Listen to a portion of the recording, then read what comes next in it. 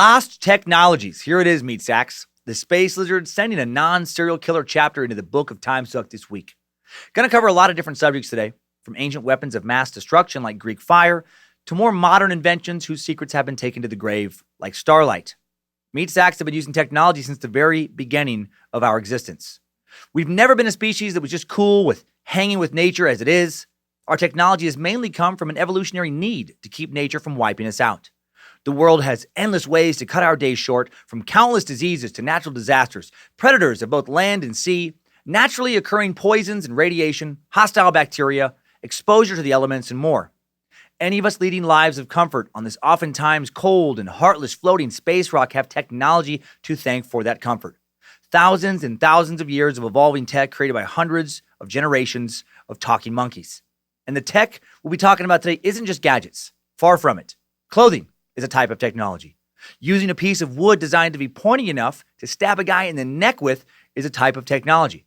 Finding the right herb to not have an unwanted pregnancy is a type of tech. In the last 4 centuries or so, tech has really sped up. It continues to speed up. It wasn't that long ago when we used ships and horses to pass messages around the world.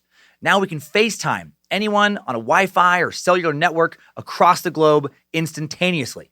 It's truly incredible how far we've come. And it looks like things are only going to get better. Today, we live longer than ever. Our world is smaller than ever. And we've, sent some meat sacks into space, and we're planning on sending more to Mars relatively soon. Yeah. Such an exciting time to be alive. But are today's technologies and the technological advances really the peak of science and technology for all time? Yeah, they probably are. Almost certainly, actually. But not all of humanity's advancements have survived to the present day. Much of what our ancestors have made has been lost to history. So was any of it better than what we have now? That is what we're going to try to find out this episode. This is the question we're going to attempt to at least partially answer. So let's dig in to a number of history's mysteries right now on Timesuck. This is Michael McDonald, and you're listening to Timesuck. You're listening to Timesuck.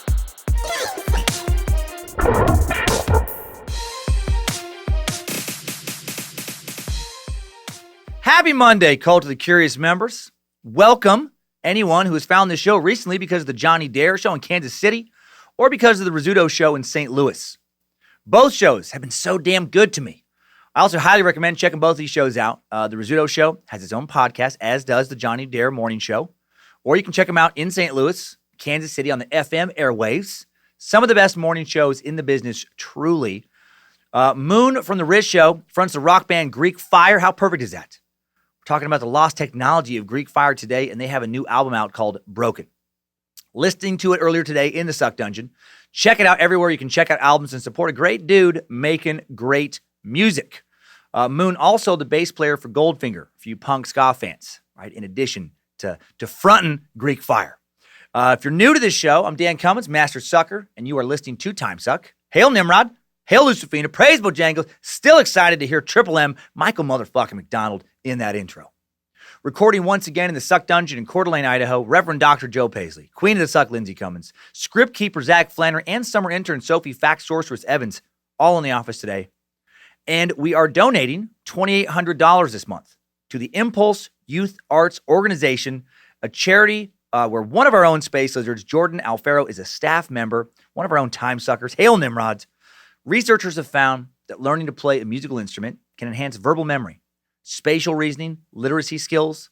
Playing an instrument makes you use both sides of your brain, which can strengthen cognitive skills such as memory.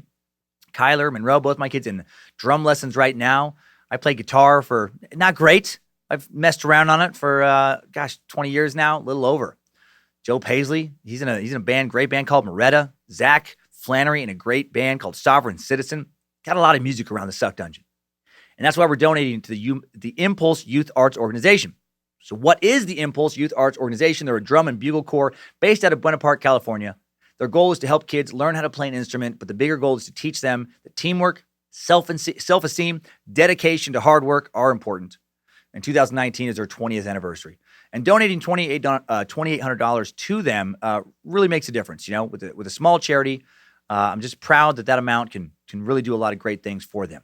So thank you to all the space lizards who support Timesuck for allowing us to do that. To find out more, go to impulseyouthearts.org, link in the episode description. Thanks in advance to all the Timesuckers who came out to the Comedy Zone in Charlotte, Funny Bone in Richmond, Virginia. Had to record this in advance of those dates. Gonna be in Orlando, August 9th and 10th, and at the Improv, doing some stand-up. The Happy Murder Tour, Lindsay will be with me. Sunday, August 11th, live Anthill Kids Suck in Orlando. Not only Queen of the Suck, Lindsay, will be there as well. So will Tom and Dan from Mediocre Time. Mediocre Time with Tom and Dan. Great podcast. After that, Thursday, August 29th, at the Comedy Store in Hollywood, Showbiz. And then August 30th, 31st, September 1st, at the Comedy Store in La Jolla, just north of San Diego. Queen of the Suck there as well. More dates coming up. Phoenix, Indianapolis, West Palm Beach, Tampa, more. Go to dancummins.tv for more info and the link in the episode description to that. And new Behind the Bit on Pandora with Chad Daniels. For you stand-up fans, just search Behind the Bit, Dan Cummins on Pandora app, or on the Pandora app, shows right up. And you can listen to it in order this time. And you can listen to the first Behind the Bit in order for free for both of those. Also, special new Axis Design collection in the store based on learning new info here in the Cult of the Curious. Timesuck is about having fun learning new things. So we're launching the Timesuck University Collection. There's a Timesuck School of Science and History, the School of Criminology, and the School of Wackadoology.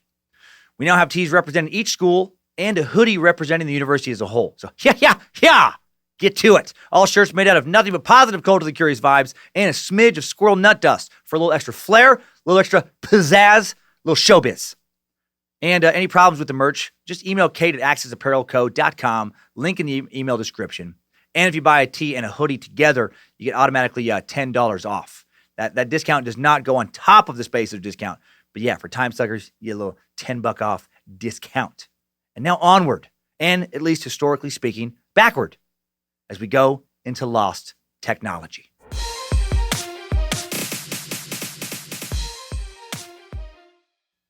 Not only are we taking a break from true crime today, we're also taking a break from a big old whopper of a Timesuck timeline. Just going to lay out a little baby timeline to provide some context for today's examples of lost technologies.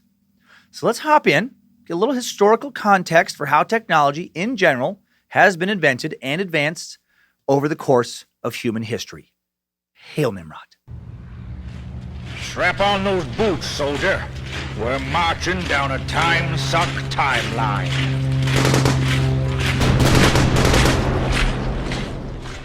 4,543,000,000 years ago, Earth's technology was present when the Earth itself is believed to have formed, shortly before it was invaded by mind-controlling space lizards. Some people actually believe that last part. Solar power, baby. We just hadn't figured out, how to use it quite yet, since, we didn't exist quite yet. Now we're working on making solar power more and more efficient. Solar power could possibly power the entire Earth. Existing solar tech is actually strong enough to power the Earth right now. We would just need a giant field of panels roughly the size of the entire nation of Spain. And all of those panels would have to be located in a pretty sunny place. As impractical as that is now, I do think it's pretty cool that the potential for solar power to someday power the entire world is there if tech improves. Get off the grid. Get off the grid. Less reliance on corporations or the government. I can feel the North Idaho coming out of me right now. It would be pretty amazing if someday the only power any of us need to run all of our devices comes from that power plant that's been around since the Earth's inception, that big fiery ball. Our smaller dirt and water ball rotates around the sun. I get why the ancients worshipped it. I get why some people still do. Pretty amazing. Hail the sun. Now let's skip ahead a little over 4.5 billion years. Human-like creatures burst onto the scene, started walking on two legs around 6 million BCE, and then they started killing each other with more than their bare hands shortly after that by crafting the world's first military technology out of tools from stone, wood, antlers, and bones. Never bring a fist to an antler fight. Sometime around 800,000 years ago, a few strains of future humanity learned how to harness fire, and shortly after that, ancient meat sacks learned that fire plus food equals tasty as shit. Especially tasty if you find the right rocks and berries and leaves and grasses to rub on it and flavor up whatever you've just beaten to death with a club or poked with a sharp stick or tricked into throwing itself off of a cliff. What's this big deal? Fire. Fire is the big deal. Clothing was the next big tech development. Clothing allowed my early idiot ancestors to move away from tropical paradises and settle in gray, snowy wastelands where it feels weird to drink a pina colada ever, and you don't see anyone in a bikini for 10 months out of the year. Stupid clothes. Stupid harsh habitat that makes clothes important. and Lucifina wept.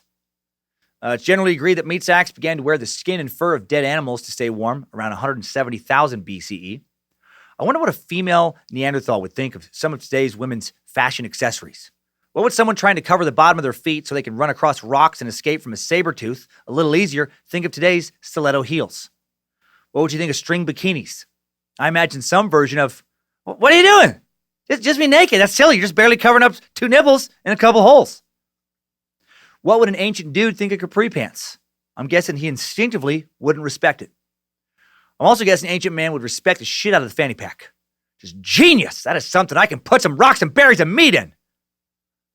Sometime around 9500 BCE, ancient civilizations started to master agriculture and move from just harvesting what grew wild around them to understanding how to irrigate and grow crops in mass.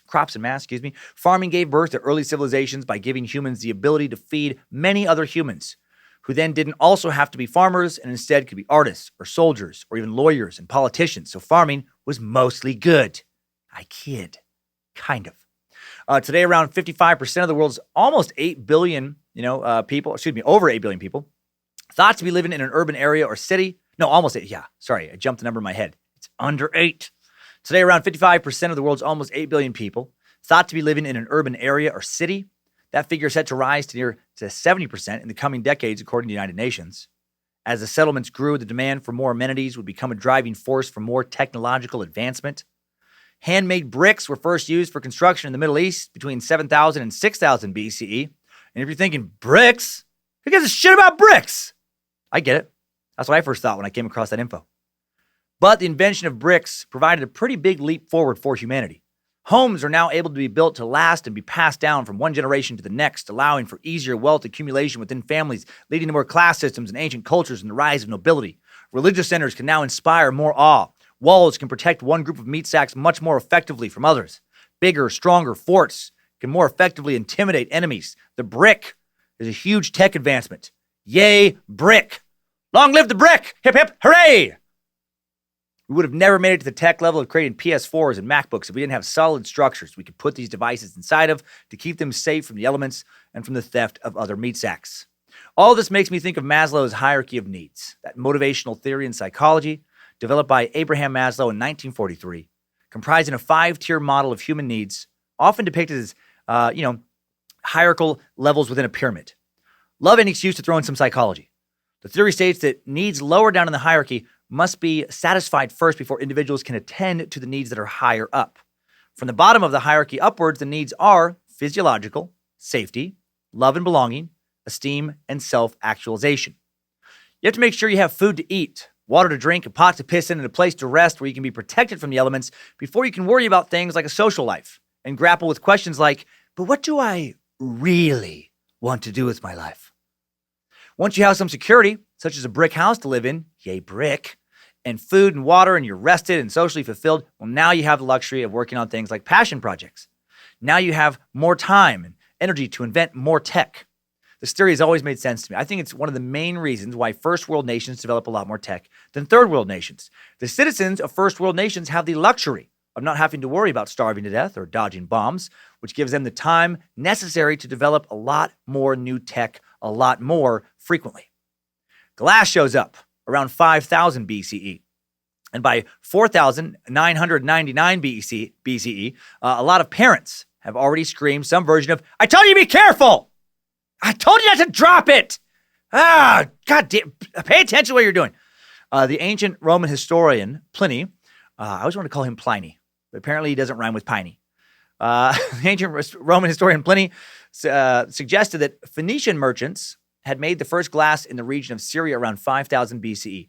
According to the archaeological evidence, the first man-made glass showed up in eastern Mesopotamia and Egypt around 3500 BCE, and the first glass vessels were made around 1500 BCE in Egypt and Mesopotamia. Ugh. That's a lot of syllables. And then a man named Cameron Tower made the first glass one-piece water bong in Eugene, Oregon in 1993, and potheads rejoiced.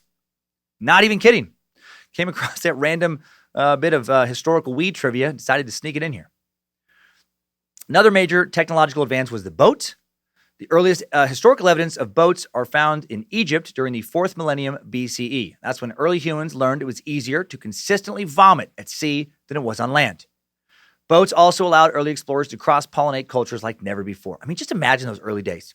Heading across the Mediterranean or some other sea, fully believing in giant sea monsters and ever-present gods who could destroy your little boat with a thunderbolt or rise up from the depths and just pull you back down to the bottom.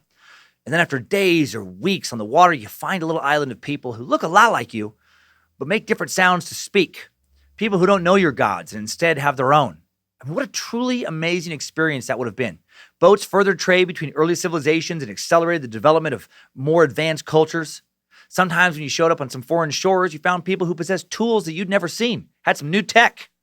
Maybe you gave them some navigational knowledge no one in their world possessed, just worlds of knowledge colliding, ideas expanding, tech developing.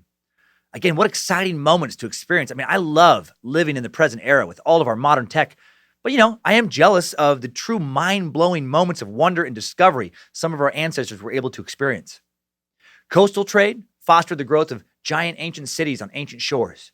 More meat sacks moved away from hunter-gatherer societies and small towns, moved into specialization, advancing tech further. More people are becoming artisans, weaponsmiths, boat builders, etc. Sometime around 3500 BCE, humans invented the wheel. The first wheels were used to create pottery, to make, knickknacks and vases and other stupid, boring shit. But then something cool happened. 300 years later, someone used wheels to make a chariot, and they realized, holy fuck, we can kill so many more people with these things. And then someone else was like, we can also use the wheel to improve agricultural technology and plow more land and plant more crops and feed a lot more people. And that first guy was like, shut the fuck up, Orangutangs! I was talking about some cool shit before you started slapping your dumb lip flaps around. God damn it! Could someone please run a spear through that dork? Sometime between 3500 BCE and 3000 BCE, the Sumerian people of southern Mesopotamia came up with the world's first written language, at least we know of. Reading and writing allowed for much faster acceleration of technological innovation.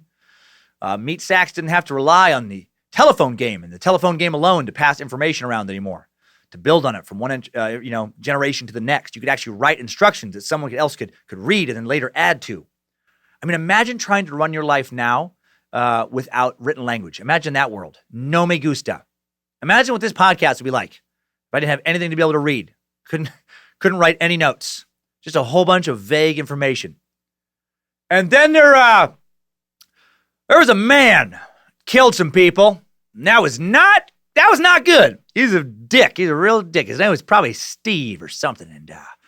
And the people he killed, oh boy, they were very sad. And their families were sad too, we think. And those families, they wanted like revenge or probably, I think, justice and maybe both. And Steve, oh boy, check this out. Check these details out. He killed some folks with like a rock, maybe a chokehold or something. Hard to say. He did a long time ago. And then maybe some people caught him. We're not sure. I think their names could have been Janet and Khalid. And there was a dude named Miguel, maybe Dane was involved somehow. Hard to say. You try to tell a 2-hour story when you're just talking out your ass. Civilizations could advance without the written word, but not nearly as quickly as they could with it. Then between 3000 and 2500 BCE, the ancient Egyptians first produced papyrus, a word I struggle with every time I see it, an early but crude version of paper. And papyrus, man, way more fun to write on than rock, I'm guessing. People didn't have to chisel into stones anymore. How much would that suck if you had to take notes on a rock? I feel like 99.9% of today's text messages not going to be written. 99.9% of status updates, all that, but definitely text messages not going to be written if people had to chisel them in stone. Right, just first stone tablets. Yo, did you see the game? And then a return tablet, hours or days later.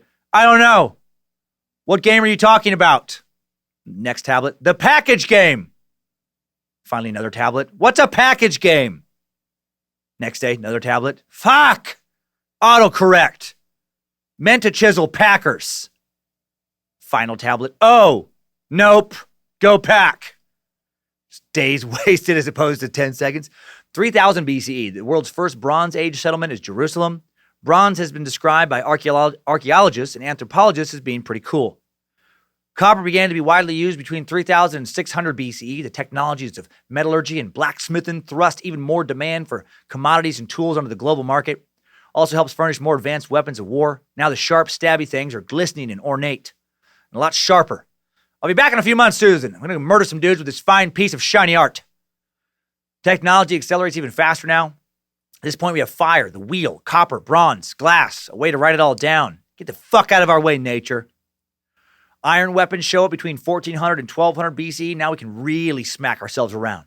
Iron swords, both stronger and cheaper than bronze swords. Huge military advantage if you're one of the first empires to get this tech. Iron rudders allow boats to be steered in a totally new way, advancing water travel and naval warfare capability. Plows with iron tips allow hard earth to be turned into fertile fields for the first time and expand the land available to be used for agriculture. More food allows empires to grow and further specialize and advance their technologies. The Chinese invent early magnetic direction finders, also known as compasses, between 300 and 200 BCE. Kind of a big deal. The compass allows for, much more advanced naval and land navigation, allows for greater exploration and more cross-cultural pollination of ideas. Around 150 to 100 BCE, gear-driven precision clockwork machines grow up. They're finally adults now. No, they show up. Tiny wheels, driving the madness that would lead us towards an inevitable robot apocalypse just a couple thousand years later. In 50 BCE, a Roman engineer named Vitruvius perfects the modern vertical water wheel, and now turbine technology is on its way. 2 years later, the world suffers a huge technological setback when in 48 BCE, the massive Library of Alexandria burns, and with it an untold treasure trove of knowledge. What lost technology lied in those scrolls? I don't know, but impressive segue coming up here in a second. I'll tell you where you can find some of the best knowledge of today with our sponsor, the Great Courses Plus. There's a sense of pride that comes with being able to talk confidently and intelligently about a subject, or to be the only one with the correct trivia answer. These are just a few of the reasons why you need the Great Courses Plus. With this streaming the streaming service that you can use on devices capable of streaming, you get the freedom to learn more about virtually any topic and truly master it. Learn unique perspectives from top, engaging experts in their fields, all of whom pronounce actual words better than I do consistently. There's unlimited access to thousands of lectures on topics like death, dying, the afterlife, time travel, money management, even real crime scene investigation. And with the Great Courses Plus app, you get the flexibility to watch or listen anytime, just about anywhere. If you like ancient technology, then I recommend checking out the 24-lecture course, Understanding Greek and Roman Technology. There is also a 24-lecture course titled Lost Worlds of South America. You can learn about the ancient and mysterious Nazca lines and the underground aqueducts built 1,500 years ago in Peru. How did they do that? Listen to that course. Get the awesome feeling of pride that comes with knowledge. Sign up for the Great Courses Plus and get an all-access trial for free at thegreatcoursesplus.com/timesuck. Start your free trial now, only at thegreatcoursesplus.com/timesuck. That is thegreatcoursesplus.com/timesuck. Link in the episode description, button in the Timesuck app. In 105 CE, Cai Lun makes the first real paper in China. Ideas can be spread even faster now. Drawings of nude women, undoubtedly drawn and passed around. They haven't been found, but I have no doubt of their existence. Between 27 BCE and 395 CE, the Romans developed the first basic concrete called pozzolana. Pretty badass stuff. We'll talk more about that after the timeline. In 600 CE, windmills are invented in the Middle East, and with it, turbine technology evolves further. Then a major invention truly changes the world forever: candy corn. In 600 CE, ancient Mayans thought it would be fun to call small yellow sugar triangles candy corn, even though they're barely shaped like corn, and they taste literally nothing like corn. They just taste like sugar mixed with more sugar that someone smashed into a little pellet and then drizzled some more liquid concentrated sugar on top of it, and then someone else sprayed some harmful chemicals on all that. By 605 CE, morbid obesity rates in the Mayan kingdom had risen by 75,000%, and half the population was already dead from diabetes. Candy corn production immediately halted. In 606 CE, everything's cool again. No, gunpowder is the next thing that changes the world forever. Between 700 and 900 CE, the Chinese invent gunpowder, fireworks, and I don't want to brag, but I've heard of both of those things. I know some stuff, okay? You guys, I've heard of them. Yeah, get it. Between 800 and 1300 CE, the Islamic Golden Age sees the development of a wide range of technologies, including ingenious clocks and feedback mechanisms that are the ancestors of modern automated factory machines. Many also credit the early years of the Golden Age as the beginning of the scientific method. Super big deal. This method of gathering empirical evidence and controlled testing will advance all fields of understanding and lead to so much tech. Around 1000 CE, the Chinese developed eyeglasses by fixing lenses to frames that fit onto people's faces. Thank you, China. I like not getting headaches when I read things close up. Appreciate it. In 1206 CE, an Arabic engineer named Al-Jazari takes the future to the next level and invents a flushing hand-washing machine, one of the ancestors of the modern toilet. Just think how different the world would look right now if the technologies of modern plumbing, including flushing toilets, did not exist. I'd be all right where I live. I could dig an outhouse. Could you? Not if you're living in some high-rise Manhattan condo. What would your giant shit factory of a building do with all that waste? Think about that. How terrible would life smell?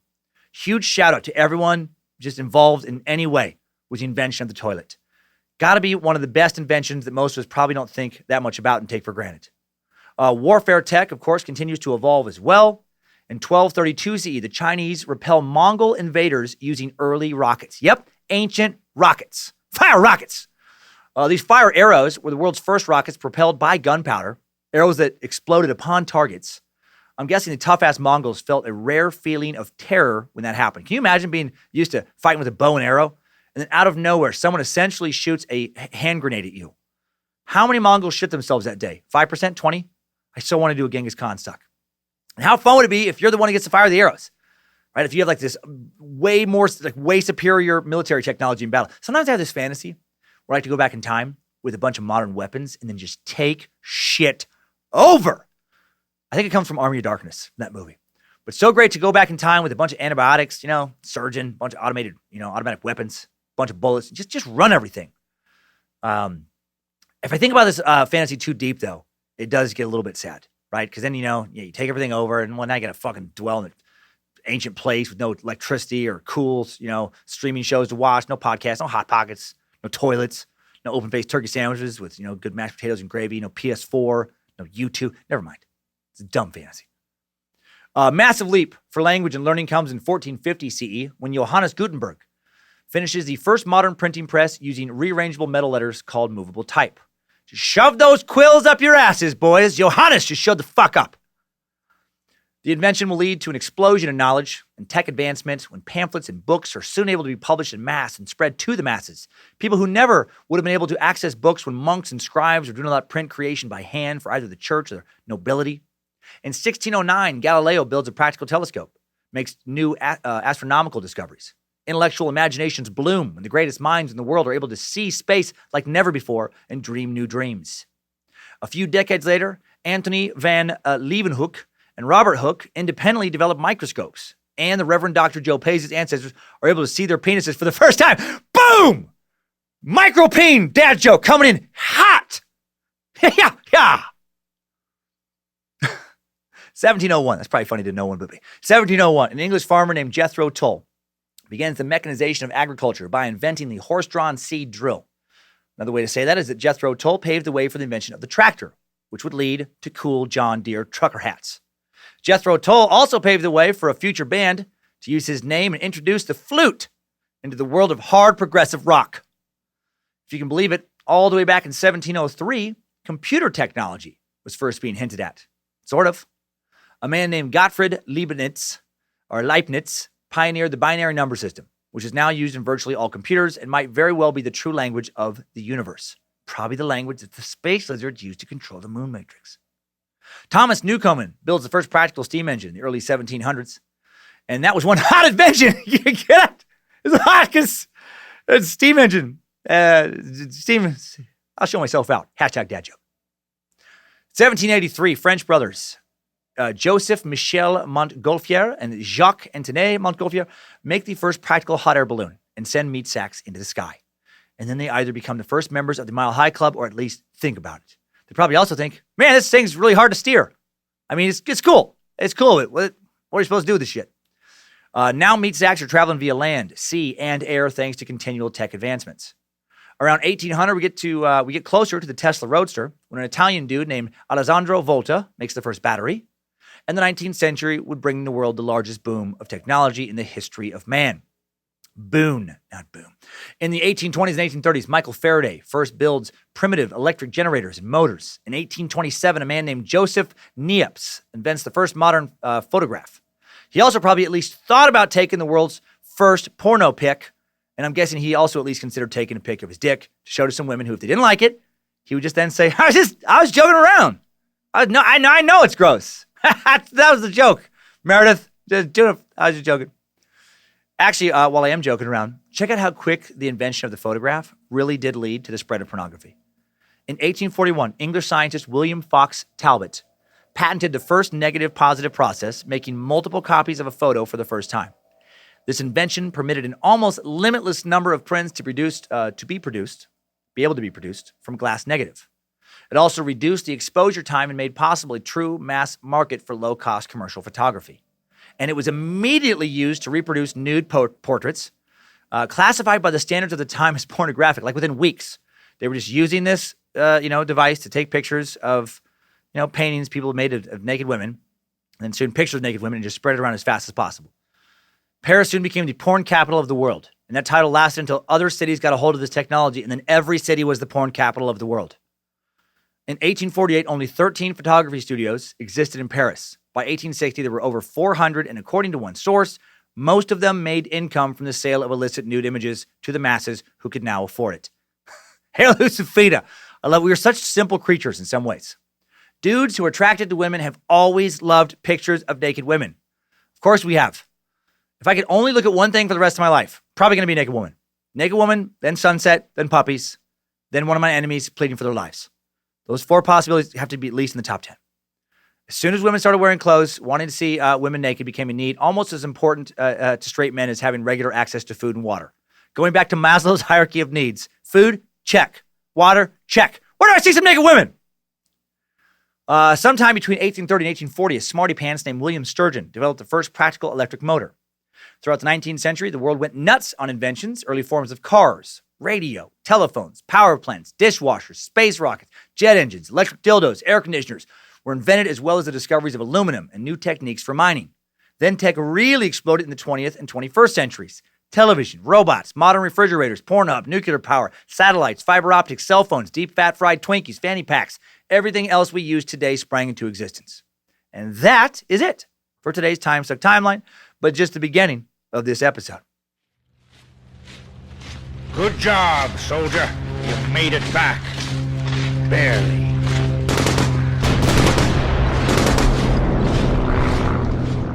All right.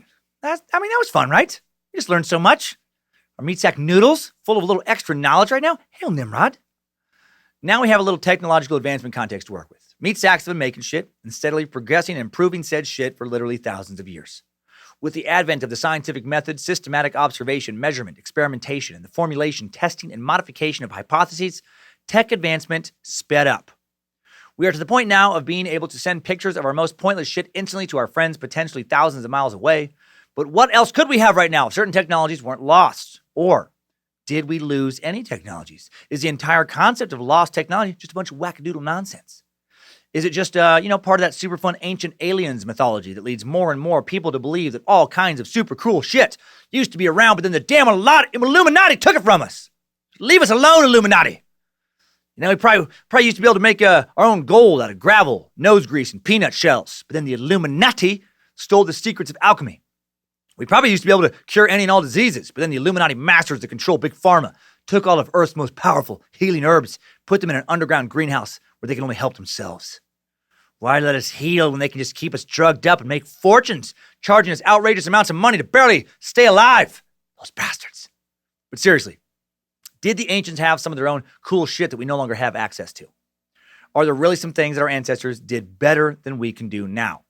One might look at the pyramids of Giza and wonder, why does it seem like ancient Egyptians were way better at stacking huge rocks than we are?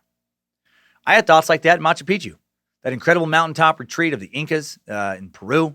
How the hell did they build such impressive structures so high up in the Andes without electric and gasoline or diesel-powered machinery and tools? How did they do all that without forklifts and cranes and jackhammers and slab saws and backhoes, etc.?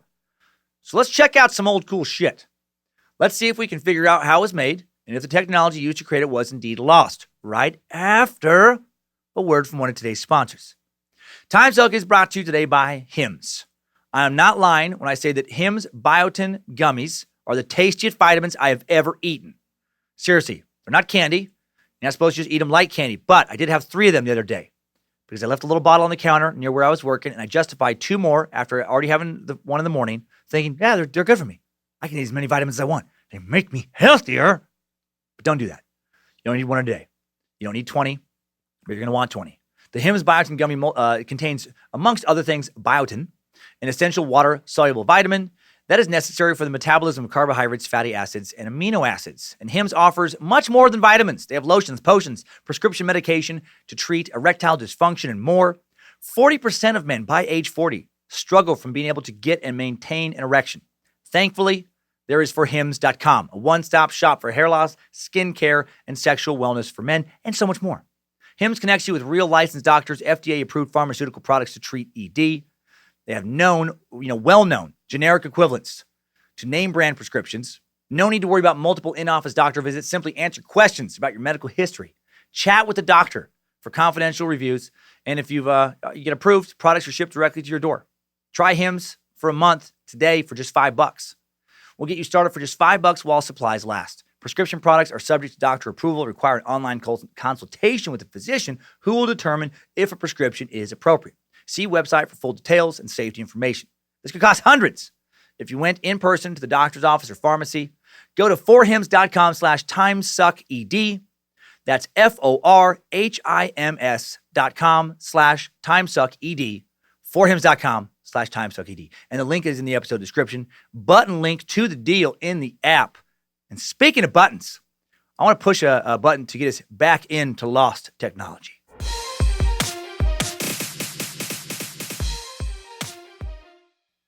First up, let's head to ancient Greece and look at a few of their most famous lost technologies: Greek fire, the Antikythera Mechanism, and the medicine Nepenthe. Greek fire was an ancient superweapon devised and used to great effect by the Byzantine Empire. Its exact recipe was a jealously guarded secret, a secret that now, of course, has been lost to history. Greek fire would become the most potent weapon of Christendom for over 700 years. Just think about that. That's a long reign. This would in no small part enable the Byzantines in Constantinople to resist its many enemies for as long as it did.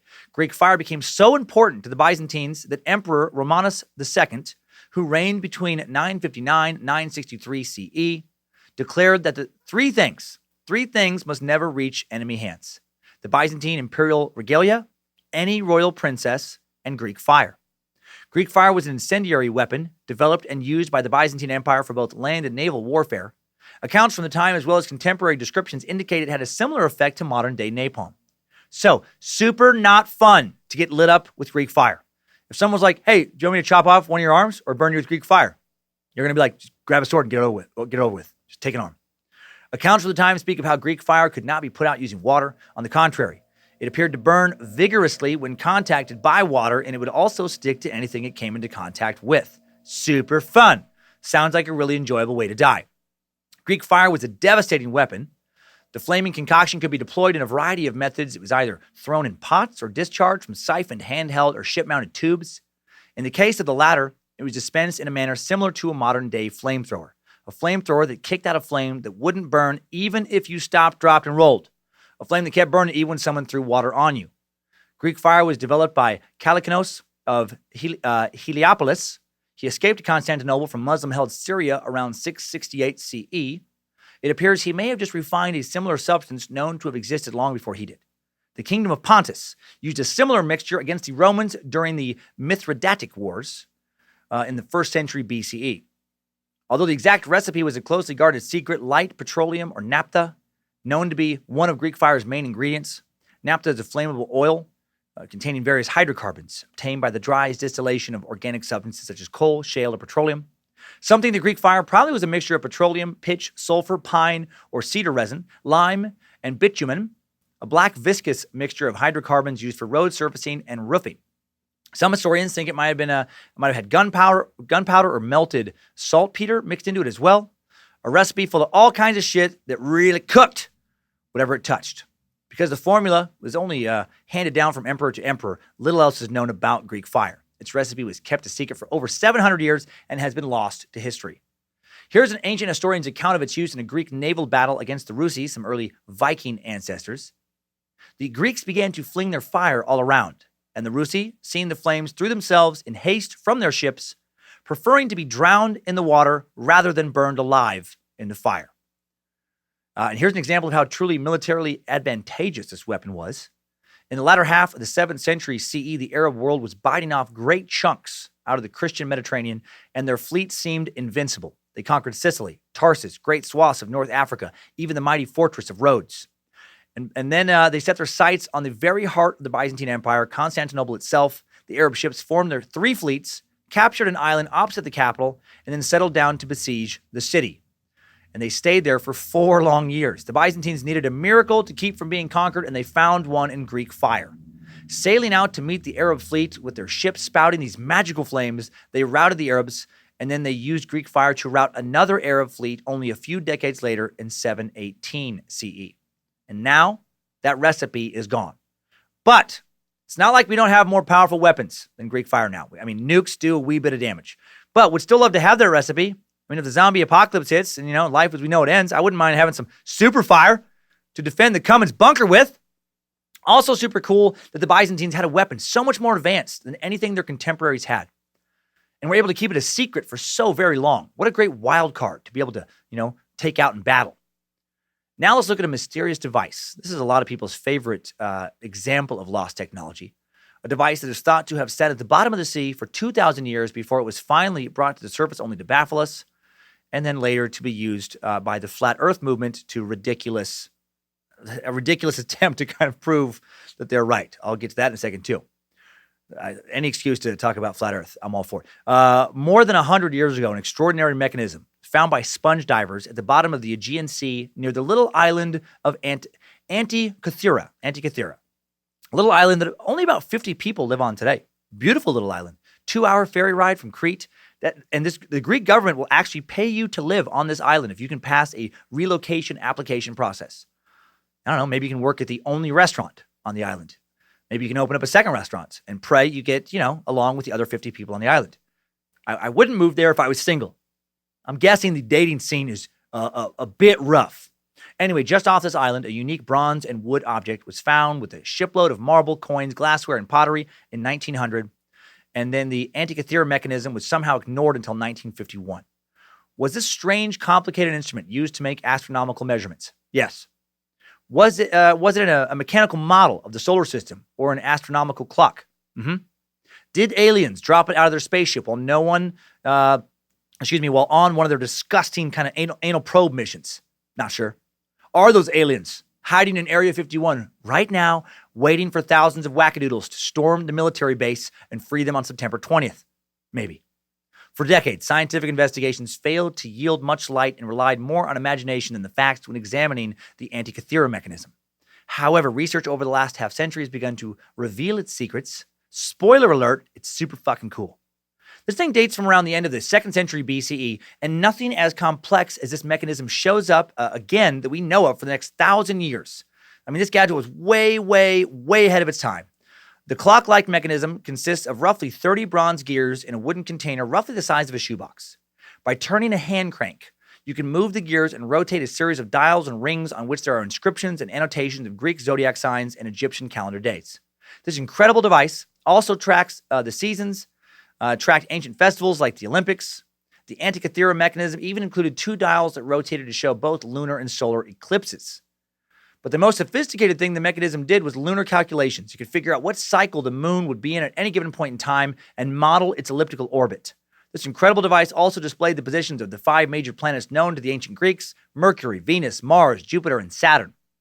The mechanism also marks the earliest appearance of the differential gear. It is believed that the designer used a pin and slot arrangement to join 2 gears of differing tooth counts in order to model and compensate for the irregular elliptical orbit of the moon. Though through a complex series of gearing ratios, this ancient computer could predict solar and lunar eclipses, displaying models of them at the user's fingertips, just as they would happen in the sky. It was the closest thing the ancient Greeks had to a smartphone or a computer. My mind is blown thinking about how it could have existed so long ago. So how did it end up on the seafloor? an astrophysicist at Athens University theorized in 2006 that the boat on which the mechanism was found may have been headed to Rome as part of a triumphal parade for the Emperor Julius Caesar in the 1st century BCE. A related theory is that the ship was carrying treasure from the Roman general Sulla's sack of Athens in 87 to 86 BCE. In the same time period, the famous Roman orator Marcus Tullius Cicero mentioned a mechanical planetarium called a Sphere of Archimedes that demonstrated how the sun, moon, and planets moved with respect to the earth. So who the hell made this thing? The devil! Some think that the inventor of trigonometry himself may have built it. Hipparchus, known as the father of trigonometry because he created the first trigonometric table in his attempts to answer questions related to the planets and other heavenly spheres. Old Hippie was born in what is now Turkey around 190 BCE, worked and taught primarily on the island of Rhodes. And Hipparchus, the guy with the name, to me sounds like some kind of dinosaur. Part of me wants to call him pterodactyl. Was one of the first thinkers to speculate that the Earth revolved around the sun, but he could never prove it. So did he build the Antikythera Mechanism to build the case for the heliocentric model of the solar system being the correct model? Perhaps. Since inventions like this usually don't come out of nowhere, many researchers think that we may yet find older precursors in a future archaeological discovery down the road. And now let's talk about flat Earth. Because also members of the flat Earth movement have argued that the Antikythera Mechanism proves that the Earth is indeed flat. Even though this mechanism's calculations regarding lunar cycles, dates, planetary positions, etc. only work with the round Earth heliocentric solar system model. It's ridiculous. So why did they think this device proves the Earth is flat? Oh boy. Get ready for a whole lot of dumb coming your way. This is unbelievable to me. But not because I have looked at flat Earth theory, quite a few times before. They think it proves the Earth is flat because the gears of the mechanism operate on a flat track. Do you hear what I'm saying? They think this thing proves the Earth is flat because this thing is flat. Because it's not shaped like a ball. God, this is the intellectual equivalent of arguing that the Earth must be flat because you're able to determine the size of the Earth using a calculator. And hello, calculator's flat. Do you see what I'm? Fuck me, willful ignorance. I've come to understand that the flat Earth movement is mostly just about stubborn fuck science and education and logic, willful, insanely frustrated ignorance. Flat Earthers believe the Earth is flat, not because there's any evidence, because there is not. They just want to believe it. Just like, no, it's not. No, it's not. What do I want to do? They want to believe our government and scientists trick us. They want to believe the world is full of more dark mysteries and conspiracies than it really is. And I hope their beliefs always infuriate me. Okay, before we leave Greece, let's look at one more example of lost technologies from ancient Greece, some ancient psychiatric medicine. The Greeks were said to treat those in mourning with a substance called nepenthe, an antidepressant known to chase away sorrow. The plant is frequently mentioned in Greek literature like Homer's The Odyssey, which lead many historians to think it's not real. Others, however, believe that it was very much real and a widely used drug in ancient Greece. It is said that nepenthe originated in Egypt. Its effects have led many to compare it to opium or laudanum as a drug of forgetfulness. Also possible that this plant is still around today, but modern science hasn't identified it.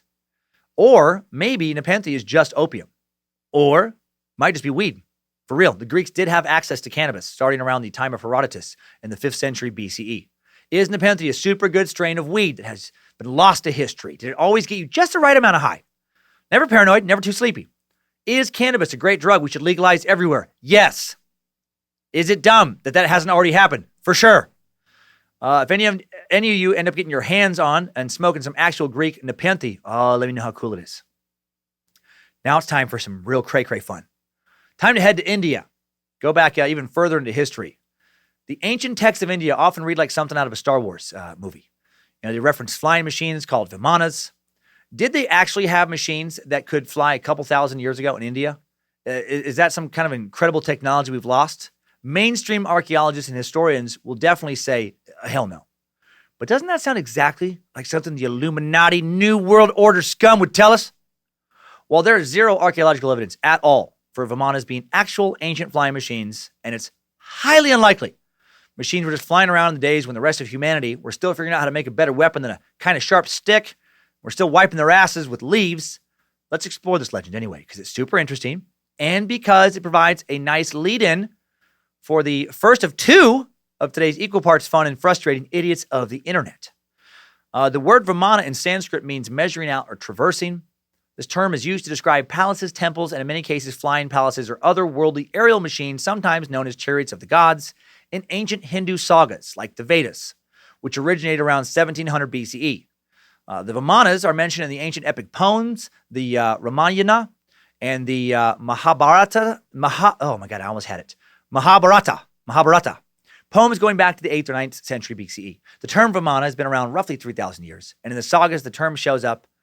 Other fantastical elements are present, like gods and demons. This is important to give some context for the earliest references for Vimanas. There's Ravana, a great king depicted and described as having 10 heads, although sometimes he has only 9 heads, because sometimes he sacrificed one of his heads to gain favor with Shiva, one of Hinduism's principal gods. Shiva has 3 eyes.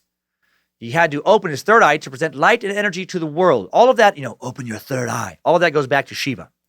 Ravana also has a lot of arms. The amount seems to vary. Sometimes he's in kind of like in a 4-arm kind of mood. Sometimes he'd like 8 or 6 arms. Lucky. Wish I could vary the amount of my arms. Sometimes when I'm going to bed, I wish I just had 1 arm.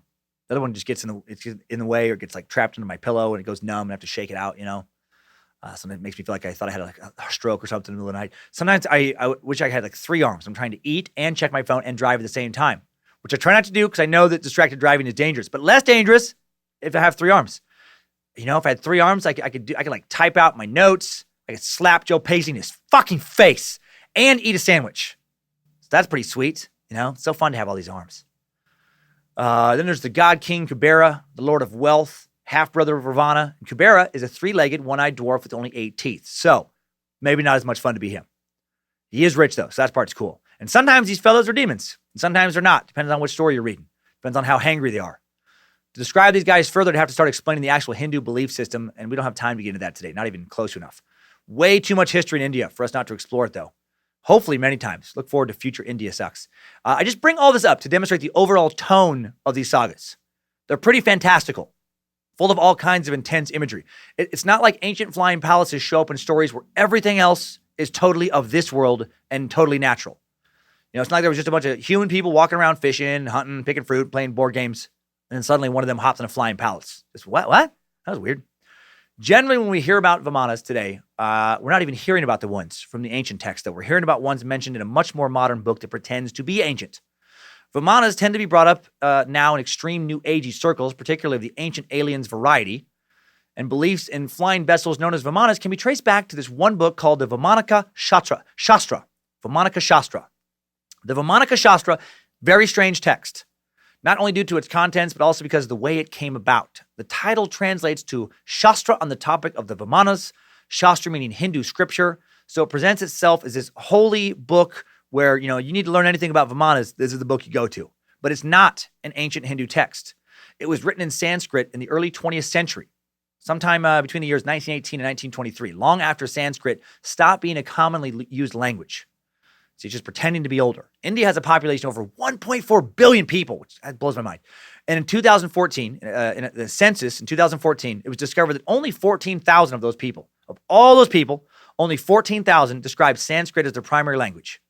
And I'm guessing many of those speakers were Hindu priests, since it's primarily used today in religious ceremonies. There are a few small, very small villages where residents still speak it primarily. But in general, it is the language of ancient India, not the language of today's India. Most Indians today speak either Hindi or English.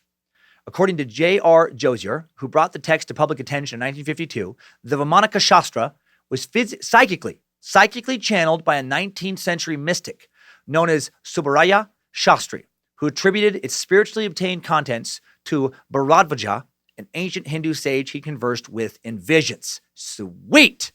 This doesn't even sound even a little bit fishy. Sounds so legit. Let's see what accurate knowledge it contains. According to the Vimanaka Shastra, the Vimanas, of the ancient text were aerodynamic flying machines, propelled by mercury vortex engines. Inside the Vimanaka Shastra are details of the construction of these unbreakable machines, as well as a number of secrets, such as turning the machines invisible, making them motionless, performing supernatural abilities, like causing your enemies to lose consciousness or, photographing the insides of their planes. I wonder if those features came, with like deluxe Vimanas or if you got them with the standard Vimana. Like if you picked up a standard Vimana, did it come with invisibility or did you have to pay more for that?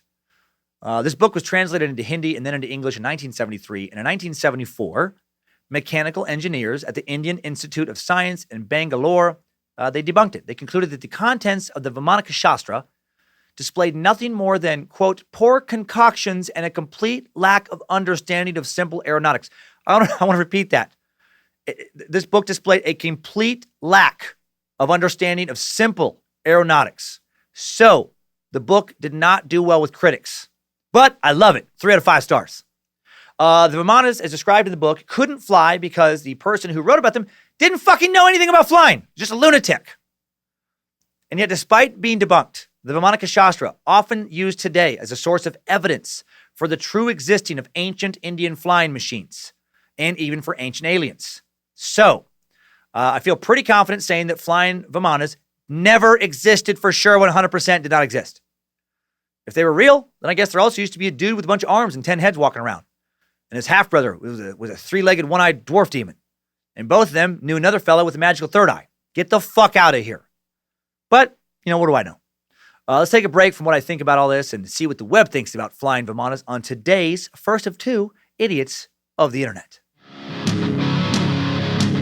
Idiots of the Internet.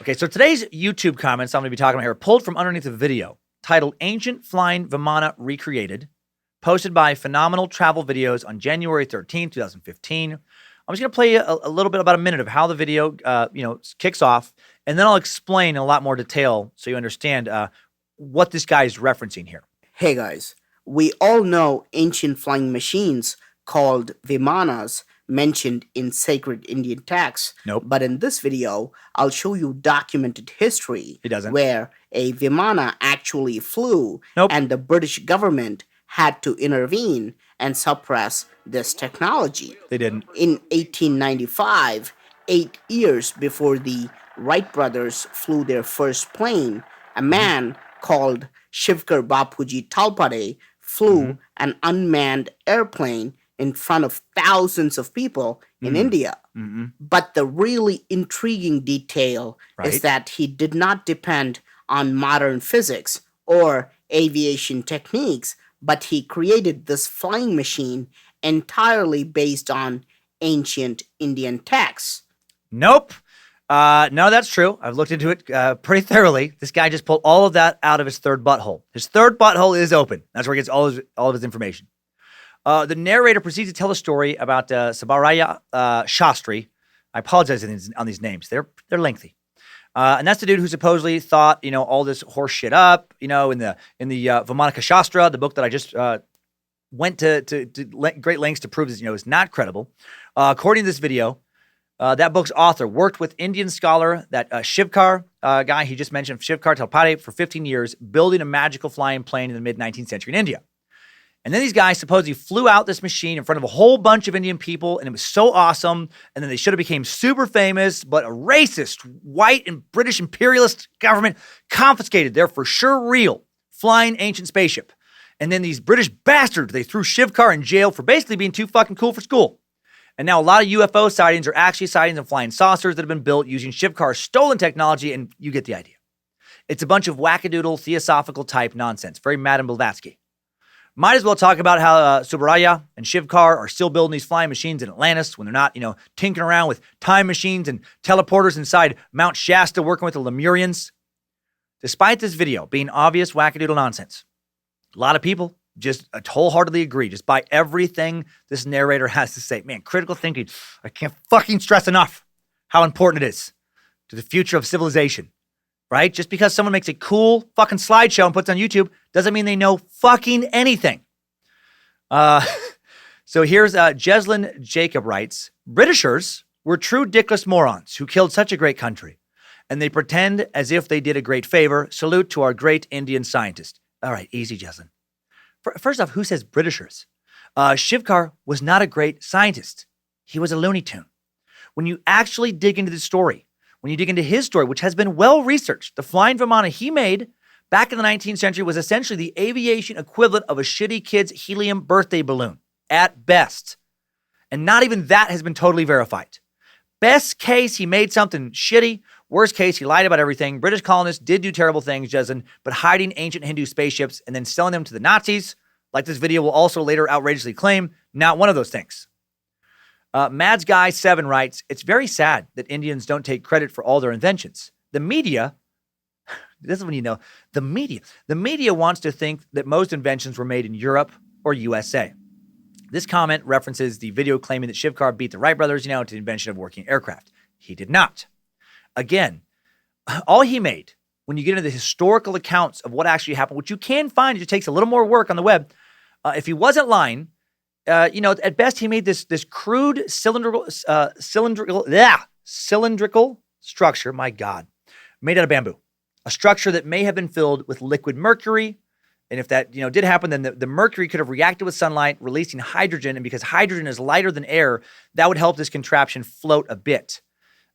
He didn't build a manned, aviation structure. It wasn't test flown in front of a large crowd either. It rose to a very small height, if it did rise at all, and then crashed within minutes in front of just a couple of his friends. Again, even if it did that, there were just a few witnesses. It was not like this guy just described it. It's just a fish story. This legend grew throughout time, and if you go back to the original, no, none of this is before. And then user Multi-Clearsky writes, before we build a Vimana, we must honor Sri Shivkar for his love for our ancient sciences. Shivkar work must be studied in detail, and he must be on. If it has been studied in detail by your own engineers, and they're like, nah, this is fucking horseshit. So you could honor him, or you could not honor him because he didn't invent anything. And you'll never build this because it's not real.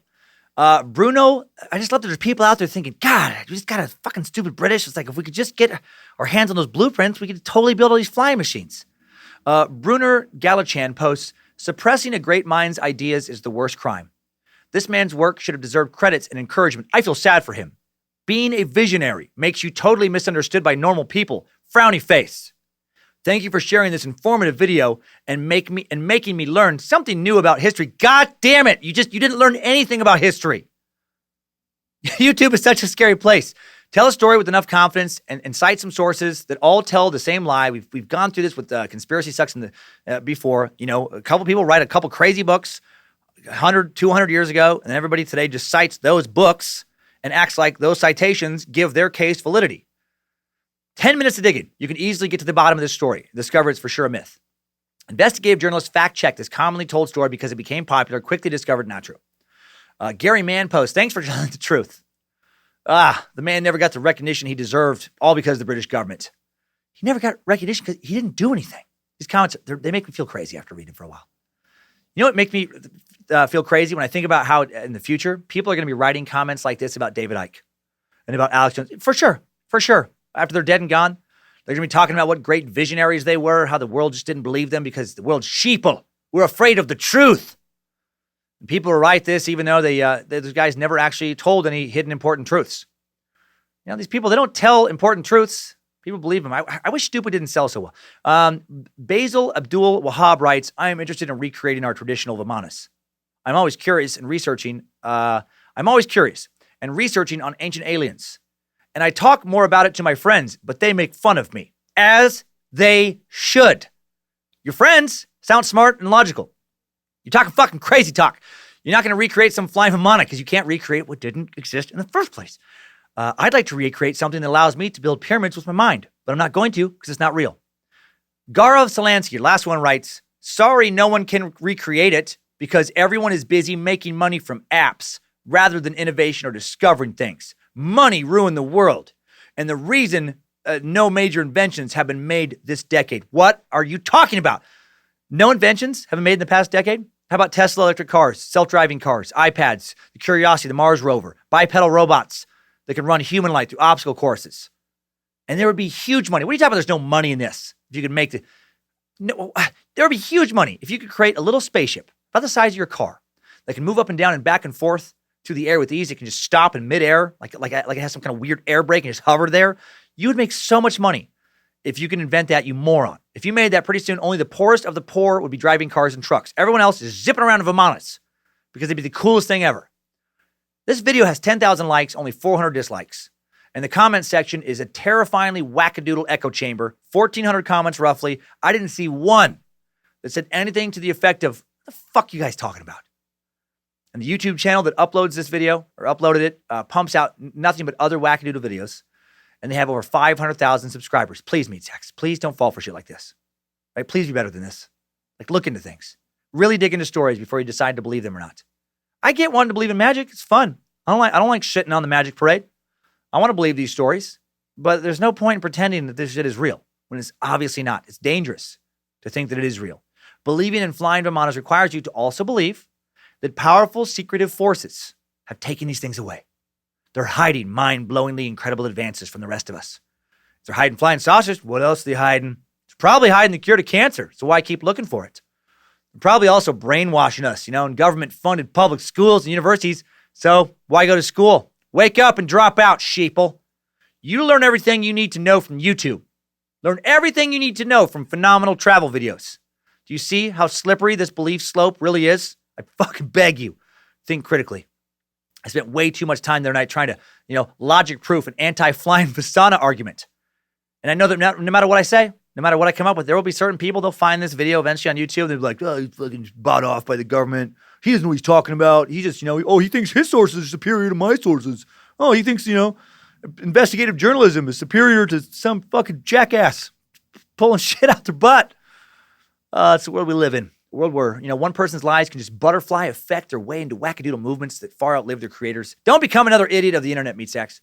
You beautiful, critical bastards. There are already way, way too many. Idiots of the internet. Okay, calming down now. Before we leave India, let's look at some lost technology we can actually see and touch at least. The Iron Pillar of Delhi. This almost 2,000-year-old piece of iron seems almost impervious to rust. The Iron Pillar of Delhi is a nearly 24-foot iron pillar located in the 14th century Qutub Muslim complex. Weighs more than 6 tons. Made up of 98% wrought iron. The pillar is ornate, but hardly awe-inspiring unless one knows just how long and mysterious its history is.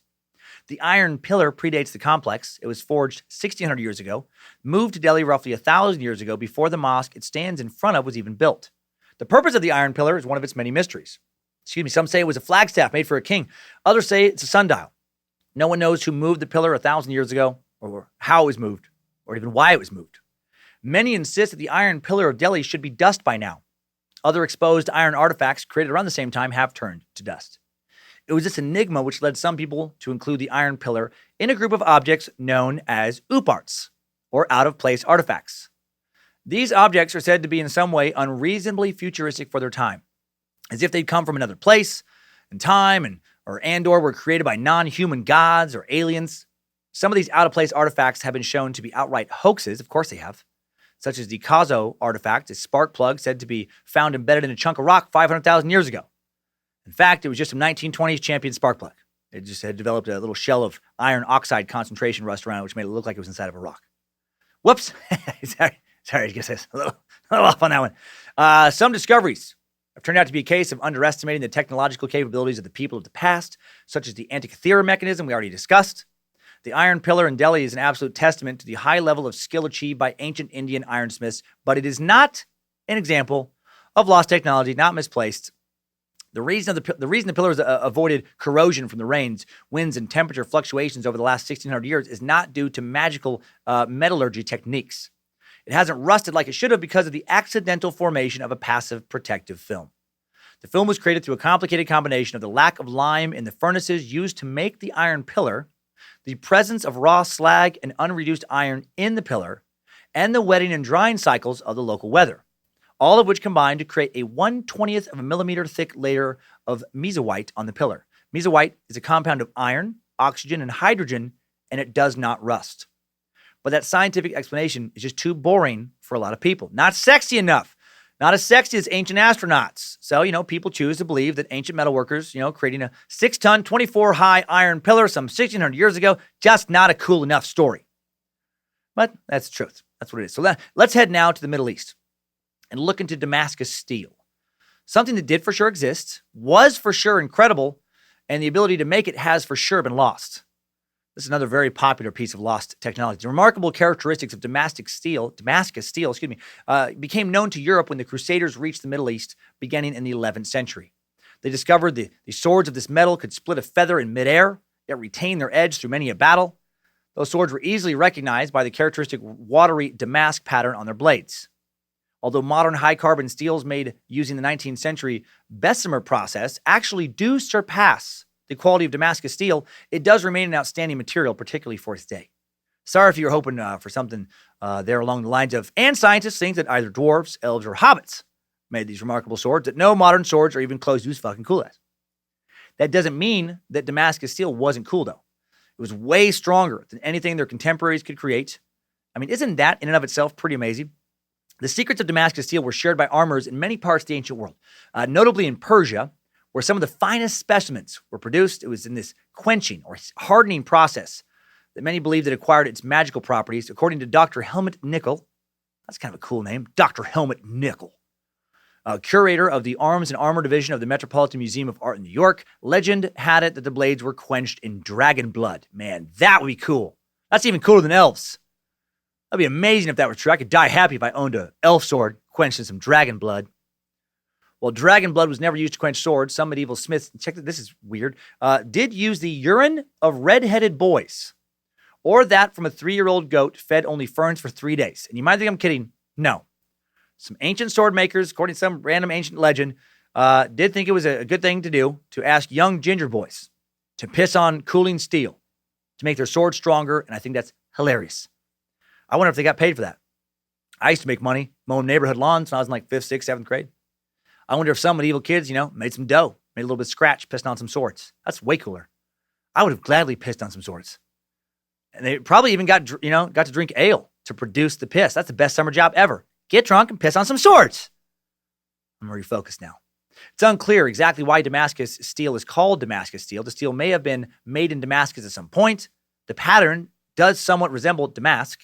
The damask pattern. It's certainly true Damascus steel became a popular trade item.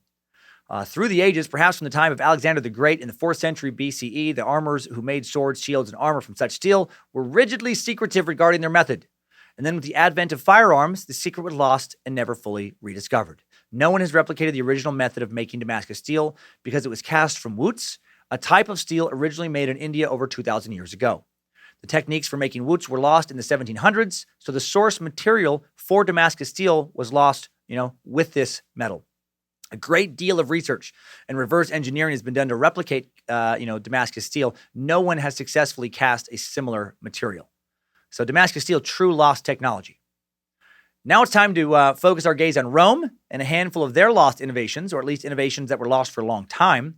In Rome, we'll check out a special kind of flexible glass, a pretty special cement recipe, and a kind of birth control that was used by so many sex-hungry Roman heathens that the plant it was derived from became extinct. First up, the mystery of an ancient cement from Rome has recently been cracked, and it might actually help the modern world reduce its carbon footprint. History contains many references to ancient concrete, including in the writings of the famous Roman scholar, Pliny the Elder. Pliny lived in the 1st century CE, wrote that the best maritime concrete was made from volcanic ash found in regions around the Gulf of Naples, especially from near the modern-day town of Pizzoli. Its virtues became so well known that ash with similar mineral characteristics, no matter where it was found in the world, have been dubbed Pizzolin. By analyzing the mineral components of the cement taken from the Pizzoli Bay breakwater at the laboratory of UC Berkeley, as well as facilities in Saudi Arabia and Germany, the international team of researchers discovered the secret to Roman cement's durability back in 2013.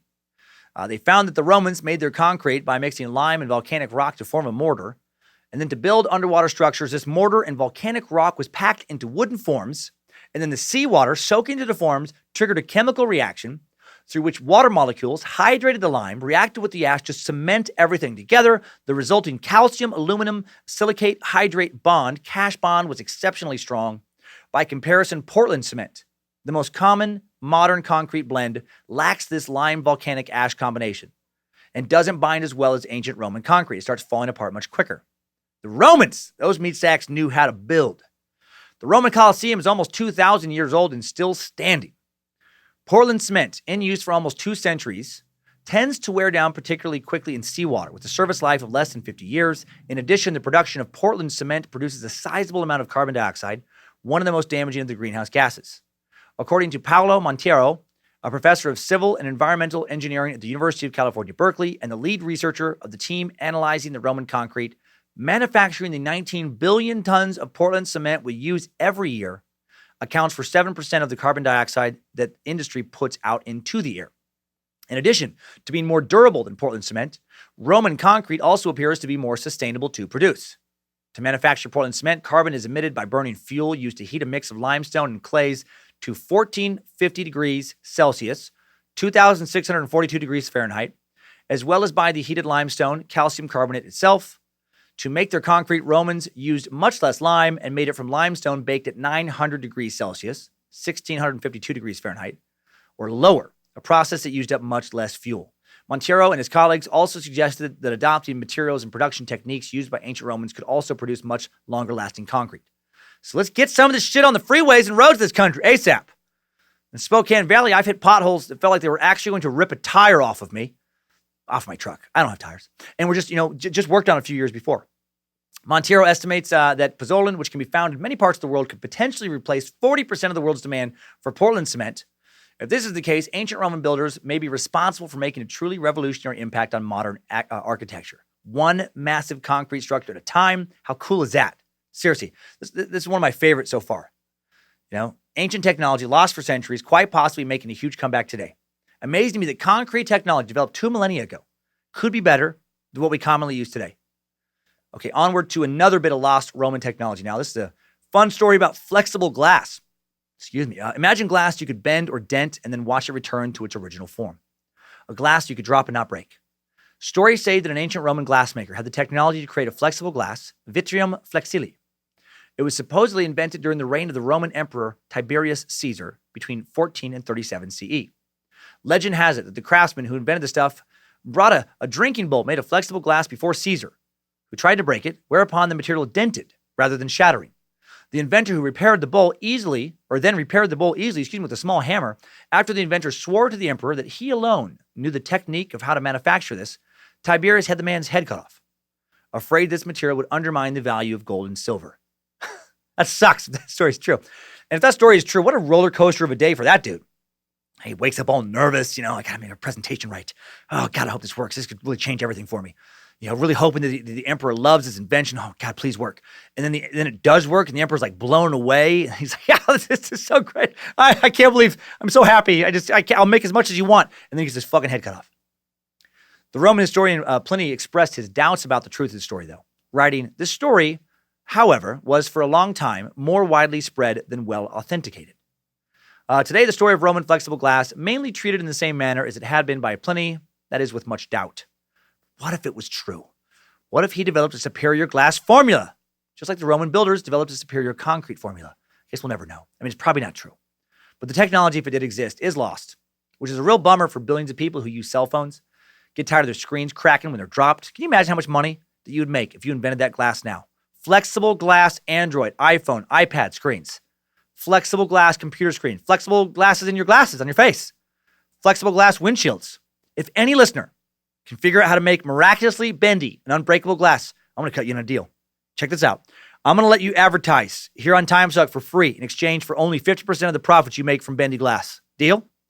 You make me that deal, I'll let you ride on my hovercraft made out of nothing but flexible bendy glass and Damascus steel once a week. Now let's talk about ancient birth control. The Romans allegedly invented an incredible birth control method called the pull-out. Romans would allegedly pull some type of fleshy appendage out of some type of fleshy hole before it would, quote, shoot all over the place. And scientists haven't been able to figure out what the heck they're talking about. No, the legend is that the Romans found a wildly effective herbal contraceptive. And it became so popular that they used up all of the plants they needed to have to make it. The mysterious herb, this might be actually my favorite story in all of these stories today. The mysterious herb was known as silphium. Silphium was a plant, possibly related to parsley, which was used as a culinary additive, a topical ointment or salve, and a medicine, a medication for several ailments, most relevant to this discussion as a form of birth control as well. It was cultivated in the oldest Greek city in North Africa called Cyrene, now in Libya. Silphium became so important to the Cyrenian economy that depictions of the plant appeared on almost all of its currency. and the plant was a staple in the toolkits of physicians and mystics across the Mediterranean for at least 700 years. The plant first appears in historical records dating from 7th century BCE Egypt, where we know it was part of medicinal recipes for contraception and abortion, as well as remedies for anything from coughs and sore throats to leprosy treatments, and it was used as a wart remover. So it probably even worked, on getting rid of hand job face warts. In fact, which there is no cure for now. In fact, the Egyptians and Minoans each developed specific symbols or hieroglyphics to represent the plant, which clearly illustrates the importance it enjoyed in these early Mesopotamian cultures. Nearly every part of the plant was used, from the stalk to the resin to the tuber-like roots, and it became so popular that it was over-cultivated and sold into extinction by the 1st century BCE. Pliny the Elder claims in Natural History that the very last stalk of silphium ever harvested was given to Roman Emperor Nero as an oddity, and that son of a bitch promptly ate it because he was a selfish dickhead. There are those, however, who believe that it's not extinct, but just misidentified. But this has never been proven. It is sadly very likely as extinct as the dodo bird. While the physical plant no longer with us, silphium is still around symbolically.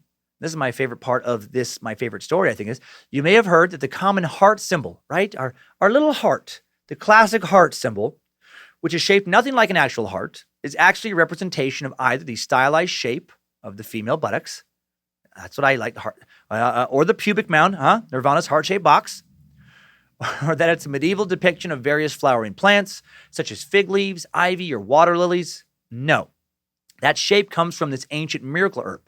The first use of the familiar double tear-shaped heart symbol in the historical record is on the currency of Cyrene.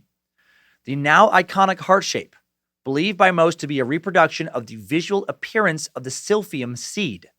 I've looked up images of these coins, and it really is the exact shape of the romantic heart that we use today. Thought that was some pretty cool trivia. Hail Lucifina! What a bummer, man. What if this plant really was a miracle elixir and a form of birth control way better than anything available now? And the ancient Romans fucked it into extinction.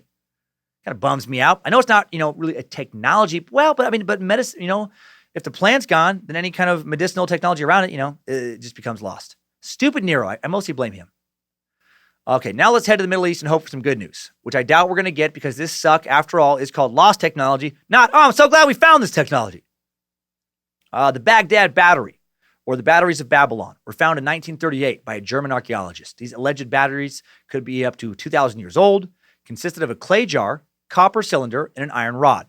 If filled with a weak acid like vinegar, the combination could have produced around 1 volt of electricity. So, were ancient people using electricity? Cue ancient aliens theme song. No, probably not. While even some experts do refer to it as a battery, its true purpose remains unclear. One idea is that it was used for electroplating objects with precious metals, which is awesome just in its own right. Similar objects from Seleucia were used for storing sacred papyri, so perhaps the Baghdad battery also just used to store papyri as well. These batteries were among objects looted from the Iraqi National Museum in Baghdad during the invasion by the USA and its allies in 2003, and sadly, now they're gone, and we don't know what happened to them. So they may not exist anymore. Something that for sure does still exist and is one of the most common sources of lost technology speculation, the pyramids of Giza. And I'll let these pyramids of Giza kind of represent all ancient stone structures because the same arguments exist around all of them, which is, how could somebody have built this so many hundreds of thousands of years ago with primitive tools? So rather than break all of them down individually, let's just look at the most famous, the pyramids of Giza. We spent some time investigating the pyramids in the Napoleon Suck, 134, talking about Cleopatra. One of the most common things you will hear from folks about the pyramids is that we couldn't build those today. And I know we talked about pyramids also in some earlier, like real early time sucks as well. People don't just say this about pyramids. There are megalith stones as part of monuments and structures all over the world. Again, like the Incan structures, they all raise the same questions. How do they fucking get these big, heavy rocks and carve them so precisely without diamonds and lasers? Look to YouTube, you find a lot of people who just say something effective, duh, aliens. But we're going to look a little further than that. What do the experts think? Could we actually build these massive structures today? Modern archaeologists say they know how the ancients did build these structures. Engineers think that they could for sure replicate these structures given a big enough budget and enough time and enough manpower.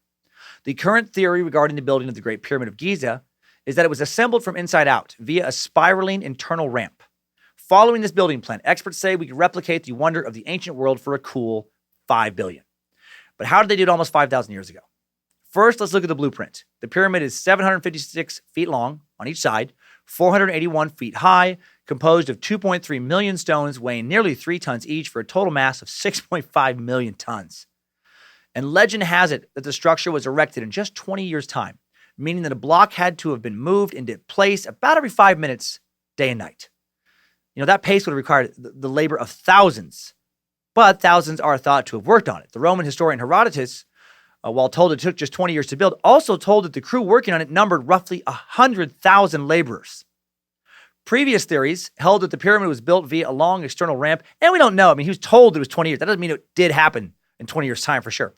Previous theories, held that the pyramid was built via a long external ramp, a ramp that would have had to wind around for more than a mile to be shallow enough to drag stones up, and it would have had a stone volume twice that of the pyramid itself. But a new, more economical theory, gaining traction amongst architects and Egyptologists, holds that the bottom third of the pyramid's height was constructed by stones that were drug up an external ramp, but above that, for the remaining 33% or so of the pyramidal volume, the Egyptians worked their way up through the inside of the structure, building around a gently sloping internal ramp of fitting stone blocks into place as they ascended. Furthermore, the workers could have reused the stones quarried for the external ramp to build the pyramid's upper echelons so that nothing went to waste. Jean-Pierre Houdin, a French architect who developed the internal ramp theory, has collaborated with the team at Dassault Systems, a 3D graphics firm, to create a virtual model of the construction process. A team of scholars at Laval University in Quebec is now planning an infrared imaging investigation which could reveal the spiraling ramp within the Great Pyramid. If found, it would be final proof of Houdin's theory.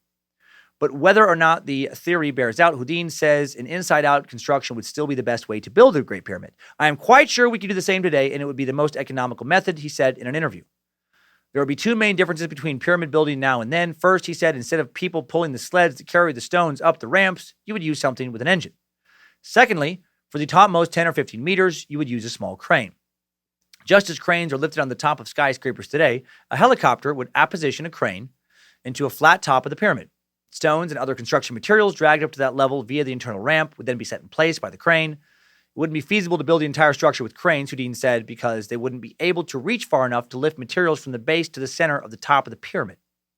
While the pyramid was originally built by thousands of workers over the course of 20 years using strength, sleds, and ropes, building the pyramid today using stone-carrying vehicles, cranes, and helicopters would probably take about 2,000 workers, take them about 5 years, and again cost around $5 billion. And that's based on manpower and the cost of constructing the Hoover Dam on the Colorado River during the Great Depression. That dam contains a volume of concrete roughly equal to the stone volume of the pyramid. So in conclusion, the ancients could have built the pyramids with technology they had access to, and we could build them now with new technology. So really, mystery solved. I am beyond impressed by the architectural abilities of the ancient planners of these wonders like the Great Pyramids of Giza. But I've never really been left wondering oh my God, how could they build these huge structures without modern technology? Because they just were able to devote so much more manpower to these things than we could now. And such a higher percentage of wealth, of their nation. Because back then you just got to tell laborers what to do, or they fucking die. They're like we could build a lot of cool, gigantic monuments now if we just didn't care at all about environmental impact, didn't care at all about the cost, and didn't care at all about the labor. Like if we were able to force, 100,000 workers to literally work themselves to death in order to get something done, yeah, we could build a bunch of cool, big fucking stone shit. Another popular but highly unlikely bit of pyramid lost technology also comes out of Egypt. To what can only be described as the inevitable and highly seductive religion of ancient astronaut theorists, a symbol found in the Egyptian Dendera temple complex vaguely resembles a modern light bulb, with a squiggly filament inside and a plug at the bottom. So that must be proof that the Egyptians had electricity. This theory claims that the pyramids and obelisks are power stations and power lines, respectively, and a lot of people believe in this possibility because it's fun to believe in weird shit. Trained archaeologists state that the symbol depicts a creation myth of the time. The plug is a lotus flower that represents life rising from primordial waters, and the filament signifies a snake. But ancient aliens fanatics don't give a shit about that kind of stuff. They don't care what Illuminati puppet experts think about anything. They think Egyptians were given the power of electricity by their gods, who were actually aliens who helped them build the pyramids. When I think about this argument, when people choose to believe this ancient, astronaut alien kind of theory, I always just think, yeah, but why didn't the aliens then give them better things? like better tech, if they had all this, crazy alien technology, then give them some spaceships, give them some laser guns, give them some Wi-Fi. Why do you just give them the ability to make big ass fucking stone buildings? Give them central AC. I'm guessing if they had the choice between central AC and electricity over a giant stone tomb, they would pick electricity. Also, no electrical wires, glass bulbs, metal filaments, or electric power stations have ever been excavated. And again, ancient alien believers, they don't care about that.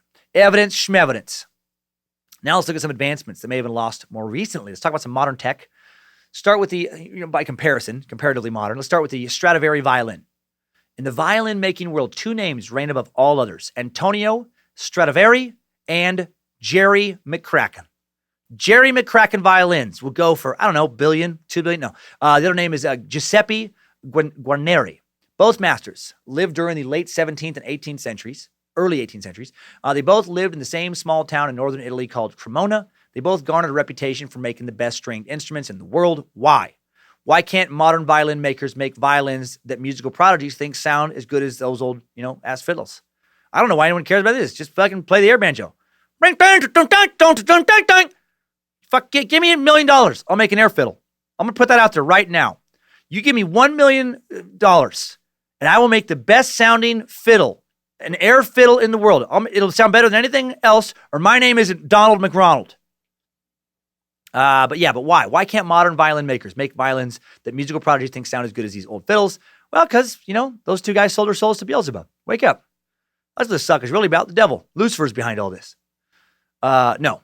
Luthiers, not talking about Luther, Satan, a.k.a. violin makers, have tirelessly tried to imitate Stradivari's and Guarneri's craftsmanship ever since those dudes died, copying their wood choice, geometry, construction methods, but they just can't replicate the rich sound of those instruments. Why? For hundreds of years, the best violin players have almost unanimously said they prefer a Stradivari or a Guarneri instrument. Why nobody has been able to replicate the sound remains one of the most enduring mysteries of instrument building. A more recent study published in December of 2016 in the Proceedings of the National Academy of Sciences, a magazine with a circulation of about 5 people, suggested answers may lie in the wood. Mineral treatments, followed by centuries of aging and transformation from playing, might have given these instruments unique tonal qualities that are impossible to replicate now. If you compare Stradivari's maple with modern high-quality maple wood that is almost the same, the two woods are very different, says Huan-Ching Tai, a professor of chemistry at the National Taiwan University and an author of the paper. In the study done in collaboration with the Chimay Museum in Taiwan, Dr. Tai and his colleagues used 5 analytical techniques to assess wood shavings from 2 Stradivari violins, 2 Stradivari cellos, and 1 Guarneri violin. Their measurements yielded several major findings. First, they found evidence of chemical treatments containing aluminum, calcium, copper, and other elements, a practice lost to later generations of violin makers. They don't know their KFC recipe. Modern luthiers don't do this, said Henry Gracino Meyer, a geography professor at the University of Tennessee, Knoxville, who studies tree rings and did not participate in this research. This paper is the first to convince me that some kind of mineral infusion into wood might cause superior sound in a musical instrument. It's unknown whether the tonal results of these treatments were coincidence or whether the old masters knew beforehand that the chemicals would have that effect, Dr. Tai said. He said he thought the chemicals were probably first applied by forest workers who soaked wood and minerals to ward off fungus and worms before sale. Over time, the salts may have hardened the wood through chemical bonds.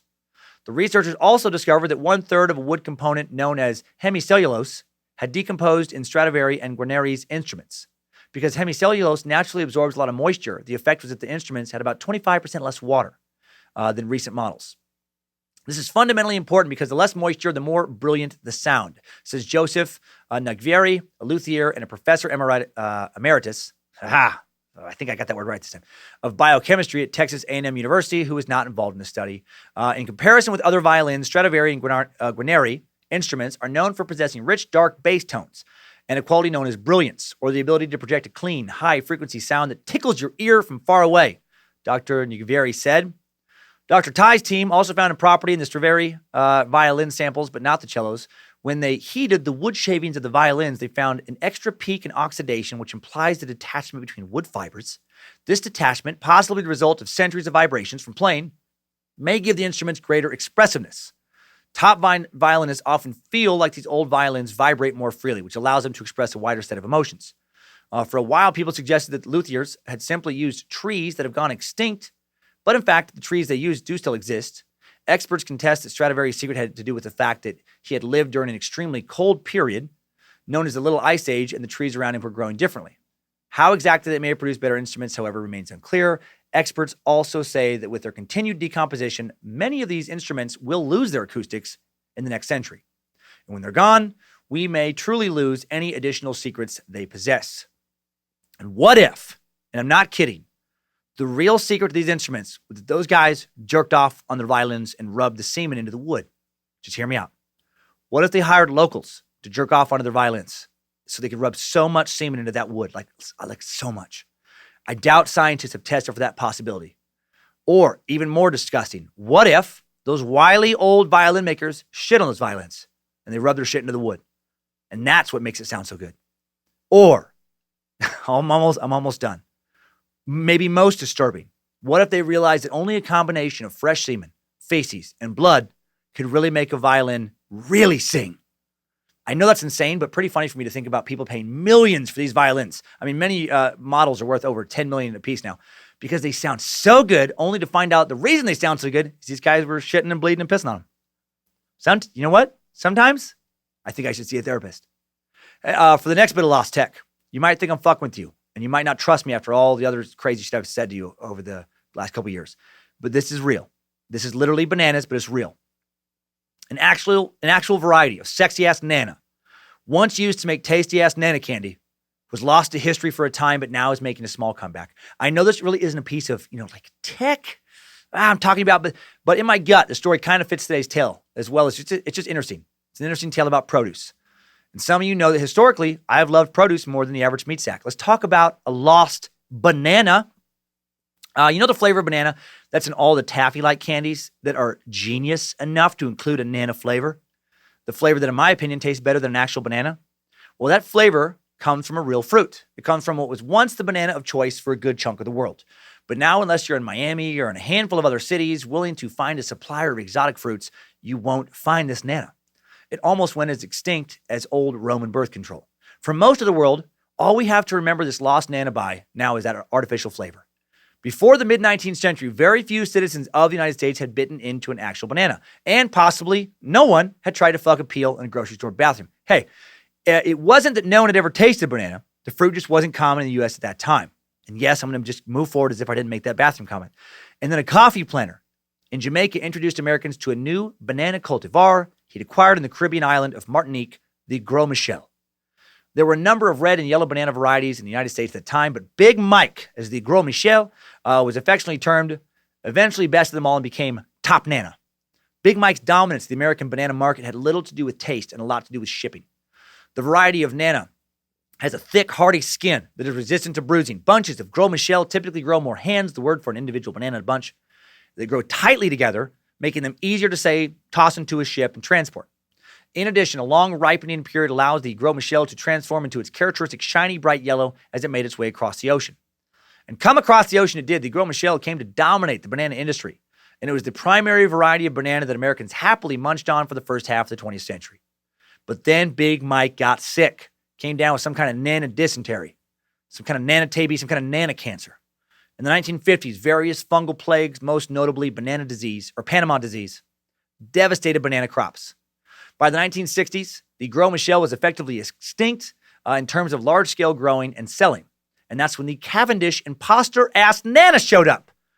A banana cultivar resistant to the fungal plague, a banana that didn't taste as good, but still pretty sexy. And the Cavendish is the sexy nana that we eat today. But the remnants of the nearly extinct flavor of the Gros Michel remain preserved on our candies, and while the Cavendish may have a more familiar banana taste to us today, those candies invoke the first nanas that captivated the American public in Philadelphia in 1876 when they first showed up.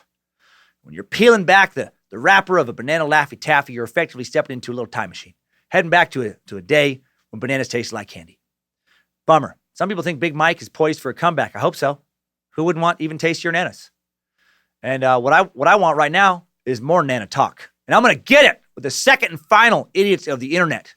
There's no rule that says we can't do two. But first, last sponsor. Timesuck is brought to you today by Old Klondike Sluice Discovery Service. No one is better at making you money by finding anything that you've lost, including technology, than Old Klondike.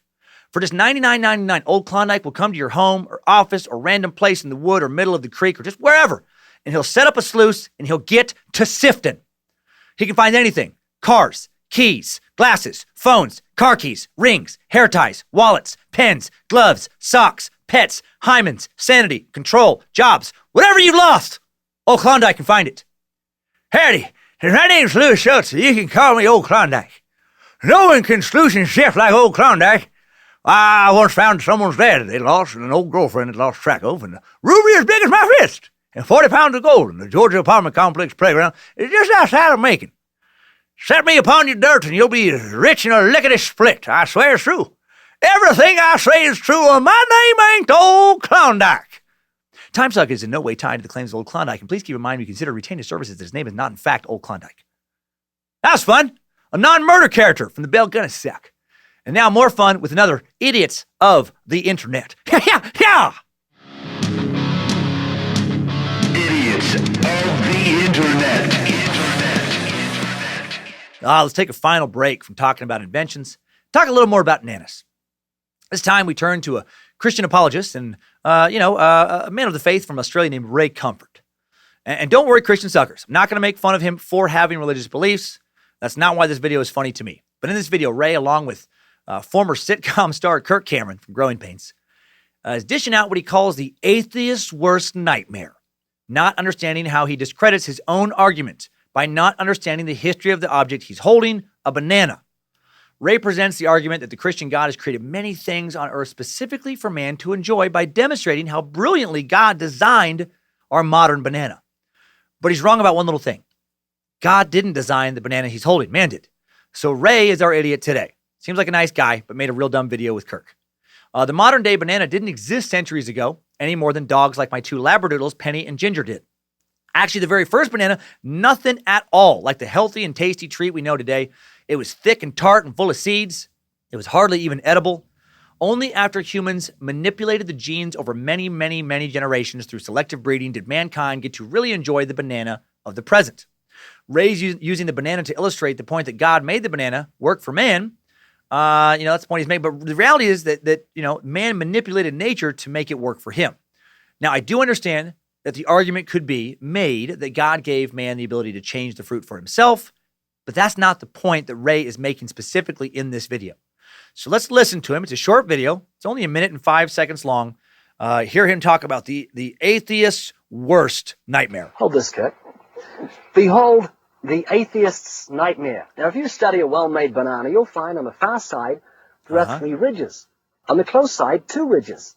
If you get your hand ready to grip a banana, you'll find on the far side there are 3 grooves, on the close side 2 grooves. Okay. The banana and the hand are perfectly made one for the other. Perfect to hold a You'll banana. find the maker of the banana, Almighty God, has made it with a non-slip surface. Okay. It has outward indicators of inward contents: green, too early; yellow, just right; black, too late. Now, if you go to the top of the banana, you'll find, as with the soda can makers, they placed a tab at the top. So God has placed a tab at the top. When you pull the tab, the contents don't squirt in your face. It doesn't You'll squirt on find you. the wrapper, which is biodegradable, has perforations. Notice how gracefully it sits over the human hand. Notice it has a point at the top for ease of entry. It's just the right shape for the human mouth. Yep. It's chewy, easy to digest, and it's even curved toward the face to make the whole process so much easier. Even Seriously, curved Kurt, towards the whole face. of creation testifies to the genius of God's creative hand. Okay, so that's his big argument. And a little different kind of idiots of the internet right now. The comments are not idiotic. The comments are hilarious. Just the presentation is pretty idiotic. I love the atheist's worst nightmare. And then he holds up a fruit heavily manipulated by scientists. For the example, user Bruce writes, yes, bananas fit your hand. They also, along with cucumbers, fit up your butt. So God must be a butt bandit. That made me laugh out loud when I first read it. Tyler Jarvis also made me laugh out loud when he wrote, oh man, I must have gotten a broken banana. Mine curves away from my face. Leon Fahrenheit writes, oh my God, but who created coconuts? Good question. Not easy to open. Cassandra answers, the devil, of course. Sounds about right. The coconut. Satan's nana. God Cut You Down writes, this only proves the existence of the banana god. Julian Nicolay Frederickson writes, I'd also like him to explain the penis. Another comment that made me laugh so hard. Can you imagine that video? Just Ray talking about how penises work. His Australian accent. God made the penis perfectly able to be gripped by either the right or the left hand, able to pleasurably throttle to orgasm several times a day. You don't even have to sit up to crank your wanker. God made a perfect little release valve at the tip, there to shoot out all of the devil juice that builds up and makes you think about naughty things like grabbing ladies' fun bags. Kendall Rain makes fun of Ray's logic, writing, I like how he says it's biodegradable, as if that were some kind of special thing. Of course it's biodegradable, dipshit. It's organic material. You're biodegradable too. It's called decomposition. That's the reason why Earth isn't full of dead bodies littered everywhere. That is pretty funny. I mean, he makes this selling point like, yeah, all food is biodegradable. It's not some special property of the nana.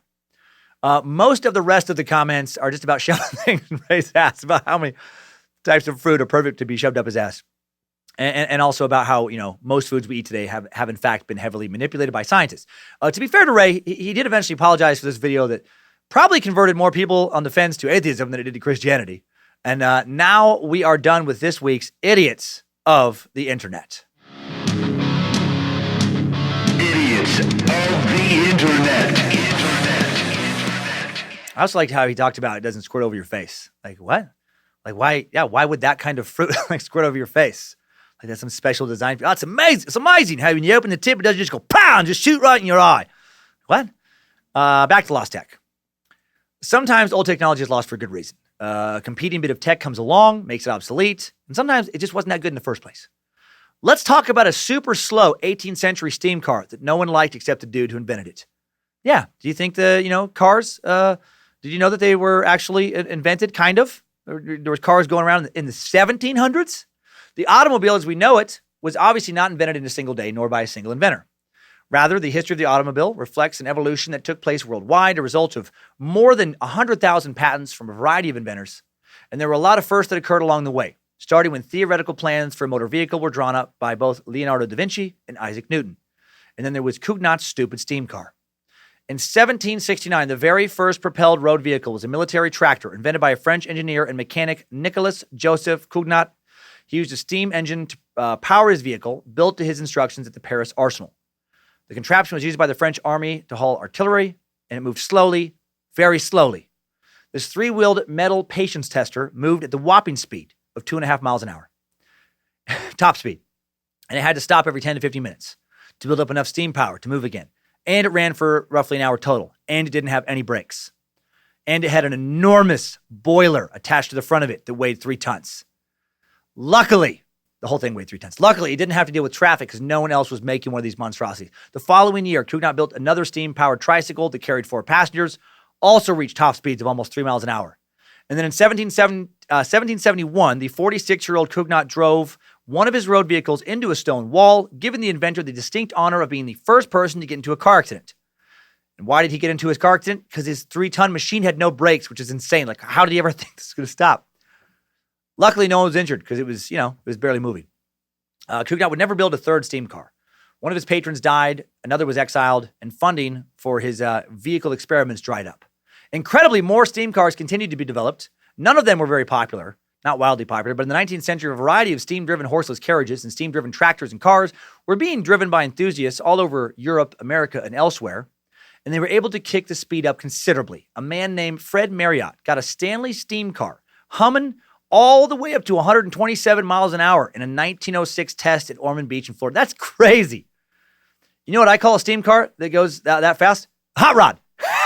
Because it's hot, because of the steam. I'll get out of here. No. Now for the last bit of modern lost tech. Whatever happened to all that Apollo moon landing technology? Did it disappear? We touched on this in the moon landing suck 136. Good excuse to dig a little deeper now. We thought we'd go right to NASA for this one, and not just because the Illuminati ordered us to. With the 50th anniversary of the Apollo 11 moon landing just behind us, NASA landed on July 20th, 1969, or Dead Day. They did. Reports have resurfaced about NASA losing some precious video footage of that first moonwalk. This is the thing that they've already addressed, but they're having to address again now. How could that happen, right? How could they lose this footage?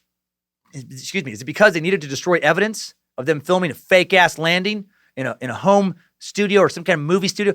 Did it happen because even NASA employees are human beings and fuck up sometimes? Did they get rid of that footage because it doesn't matter because we have it recorded in other forms? NASA's official story is that they searched for but could not locate some of the original Apollo 11 data tapes, which sounds really bad. These tapes were original in the sense that they directly recorded data transmitted from the moon.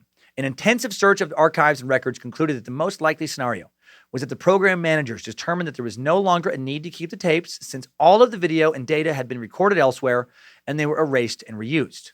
The data on those tapes, including video data, was relayed to the Manned Spacecraft Center, now the Johnson Space Center, during the mission. The video was recorded there and in other locations. So while the original tapes are, quote unquote, well, not even quote unquote, they're lost, there's no missing video footage from the Apollo 11 moonwalk. NASA's search did discover high-quality broadcast versions of footage. NASA worked with Lowry Digital, a premier film restoration company, to process the video using techniques unavailable in 1969, and the restored video was released in HD as part of the 40th anniversary of Apollo 11. So now really there's even better footage.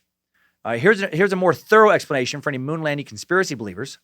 Data from the Apollo 11 mission was sent from the spacecraft to 3 ground stations, 1 in California and 2 in Australia, which retransmitted it to the Manned Space Flight Center in Houston. The ground stations also recorded the data on special 1-inch 14-track tapes, 1 track of which was for video. The video footage was recorded in slow scan, 10 video frames per second, which meant it could not be directly broadcast on commercial television, which I know is not the right frame rate just from, doing editing years ago before everything was totally digital.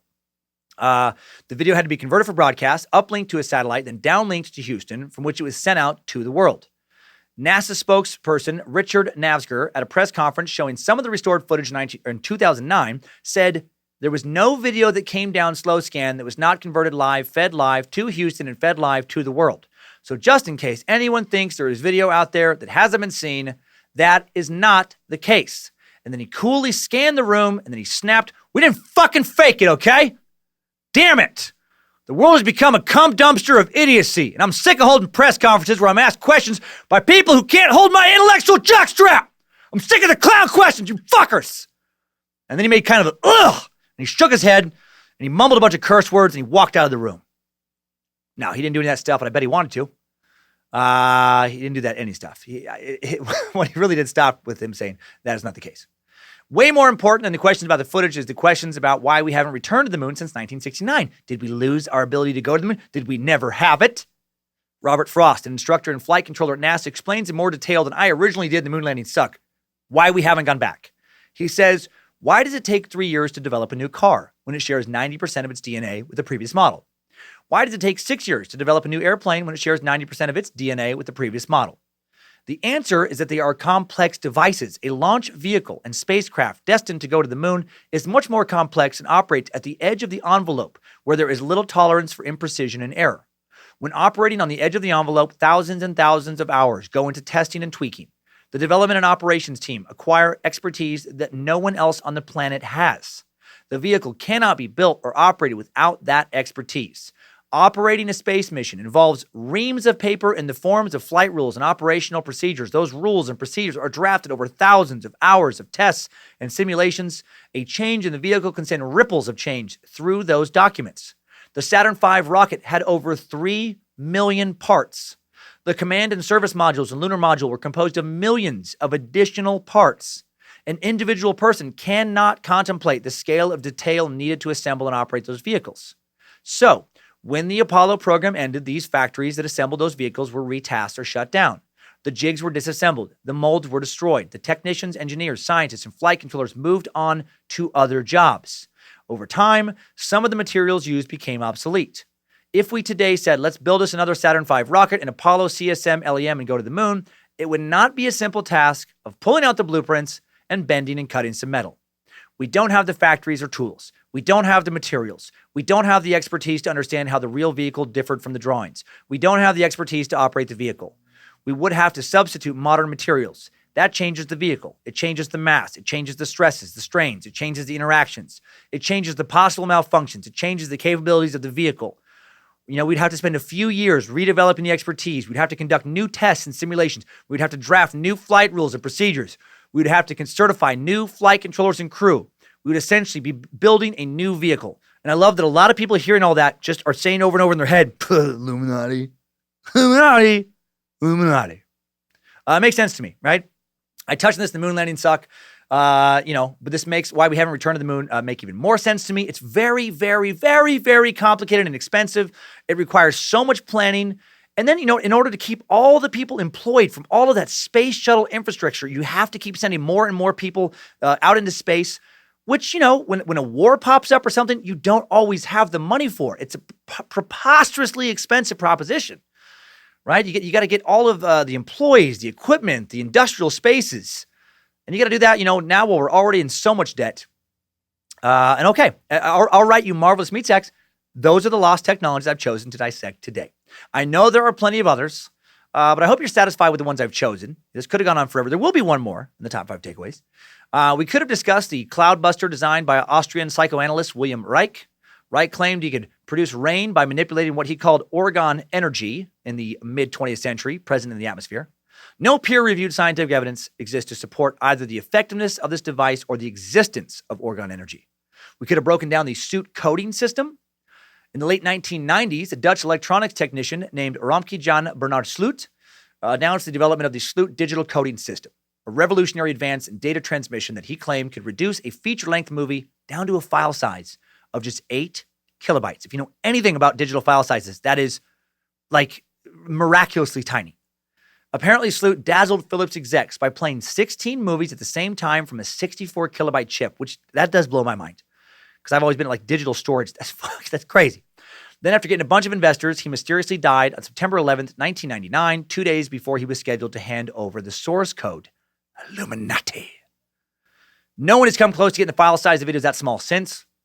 So did any ancient civilizations have more than we do now? Did they enjoy, magical technology lost to time? No, they didn't. There's absolutely no real evidence that makes an actual strong, legitimate case for theories like the ancient astronaut theory. Egyptians were not building pyramids with spaceships or alien technology. Ancient Indians were not flying around in spaceships. However, certain medicines like the Roman birth control may have indeed been lost. Plants and animal species do die off, of course, and their benefits then are lost to us. And ancient civilizations may have understood the movements of other planets and the moon and the earth, much better than we ever thought they did. They may have, better building techniques, for things like cement than we do, better stone cutting techniques. But there's no question that we live at the very best time, at least technologically, to have ever lived on Earth. For thousands of years, mankind has marched forward with invention after invention designed to make life easier and better. So rejoice, meat sacks. Don't think like, oh man, I wish we had that. We have it the best. You're not missing out on much more than, easier access to taste your nanas. And as much as I love nanas, I wouldn't trade central AC, hot tubs, hot showers, and the internet for a nana that tastes like Laffy Taffy. Time now for today's top 5 takeaways. Timesuck top 5 takeaways. Number 1, don't believe the hype. The building of the pyramids is not an example of lost technology. It's absolutely amazing what the ancient Egyptians did, but it could be replicated today for the cost of around $5 billion. How did the ancient Egyptians build those pyramids without modern technology? Using a lot of dudes, a crew of 100,000 strong. Number 2, early steam cars sucked. Never hop in an Uber if they pull up in an 18th century steam car unless you truly don't care how long the ride takes. Then it's probably going to be worth it for the story. Number 3, most of the lost technology of the past are either given too much credit for being amazing or in some cases, not enough credit for being amazing. India's flying Vimanas don't deserve recognition because they didn't exist. Roman cement, however, just might be superior to modern cement and could be part of the answer to combat climate change related to certain emissions, which is pretty damn cool. Number 4, again, we went to the fucking moon. NASA didn't lose the Apollo tech. They deleted the expensive tape they used after having all of it reproduced in high-quality film. Number 5, new info. Let's talk about one last bit of lost technology. This was right up there, for my favorite. This is real close. Starlight. It is wise to be skeptical of this for sure. It has all the red flags of pseudoscience, but after reading a lot about it, watching some pretty impressive product demonstrations on a third-party BBC show, it might be real. Starlight was touted as the most valuable man-made substance ever created, and maybe it was. The story's fascinating. Starlight allegedly had the potential to revolutionize countless industries, save lives, change the course of human history. The applications for it are near infinite, although no scientific mind has ever been able to figure out how it works. What is Starlight? Why have you never heard of it? Well, Starlight was invented during the 1980s by Morris Ward, a ladies' hairdresser and guy who liked to tinker around with inventions from Yorkshire, England. He would say, we produced a material that was out of this world. It didn't burn. It didn't produce smoke. And it intensified on its strength and its abilities. Ward claims Starlight was a plastic able to withstand heat to an almost unimaginable degree. He never revealed how it was made, saying merely that it contained up to 21 organic polymers and copolymers and small quantities of ceramics. And if you're wondering how a hairdresser could do this, he also worked for years, like 2 decades, on trying to come up with new hair products. So he did have a lot of experience in a lab. Based on interviews I've seen with him, he doesn't come across as crazy. In lab tests, Starlight has, according to Ward, withstood the heat from nuclear flashes in military tests. It can endure temperatures 3 times hotter than the melting point of diamonds, and it can be shaped and molded into almost any form. Starlight attracted a lot of attention during the 1990s after it made an appearance on the BBC's Tomorrow's World program, a program about, futuristic inventions, where lots of popular products of today, like the camcorder and ATM, did make their television debuts. And the Tomorrow's World demonstration of Starlight, you can watch on YouTube. It is mind-blowing. An egg is coated in this Starlight stuff, just a thin glaze. You can't even tell anything's on the egg, really. And then this egg is blasted with a blowtorch for minutes at 2,500 degrees Celsius. And after, this thing really close, like this blowtorch, like an inch away, the surface of the egg barely lukewarm. The host grabs it. The egg is totally uncooked inside. They put this same blowtorch and they put it on another egg, same distance, egg not coated in Starlight. The blowtorch punched a hole in the shell in under a second. We wanted to create something that wouldn't burn and was halogen-free, Ward told the BBC in 2010. He said, we produced a material that was out of this world. It didn't burn. Yeah, like what I said earlier. We still don't understand quite how it works, said Ronald Mason, scientific advisor for the Ministry of Defense at the time. But that it works is undoubtedly the case. I started this path with Morris being very skeptical of it. I became totally convinced of the reality of the claims. Ward was so paranoid about the formula for Starlight being reverse engineered, he would never allow anyone to keep a sample.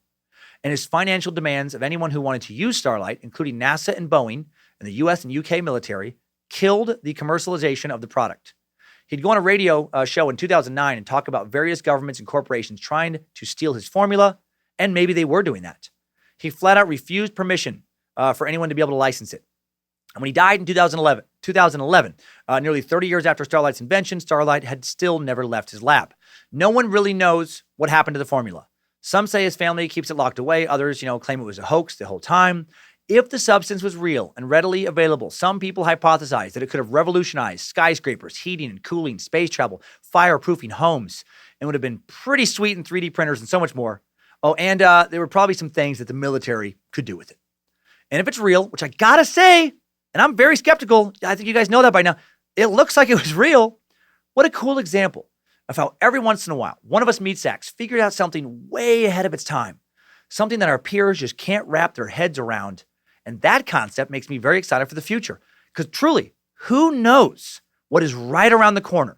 What amazing, way ahead of its time that can launch humanity several generations forward could show up tomorrow, a year from now, 2 years from now. That makes me very excited to be alive. And when it shows up, hopefully we don't lose this technology.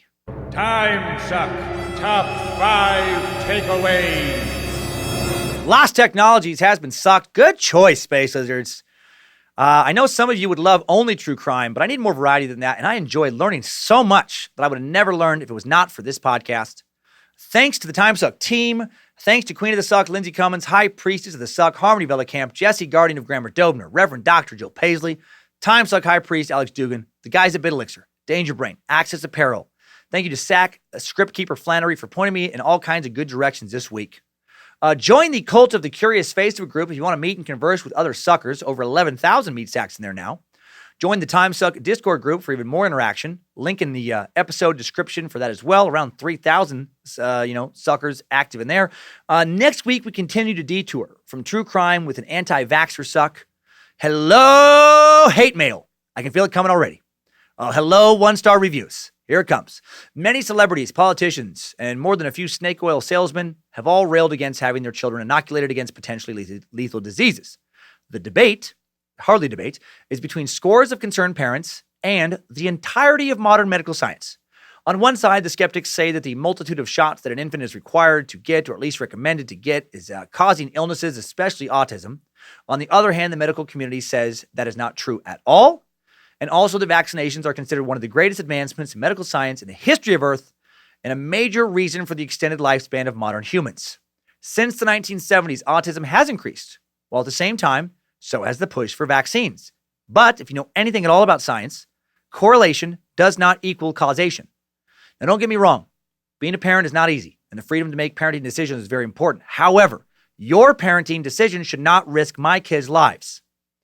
I'm going to lay out a lot of science this week, or this next week, and I will look at both sides of the argument. I promise. It's something I've researched on my own many times in the past. I can't wait for the updates that will come in afterwards. Like the homeless suck, I think it's going to be an important suck, an important thing to discuss, get people thinking about. Going to go over a lot of history. Going to dive into plagues, pandemics, vaccines themselves. So don't be scared. Don't be scared. Join us for the Anti-Vaxxer Suck on Monday.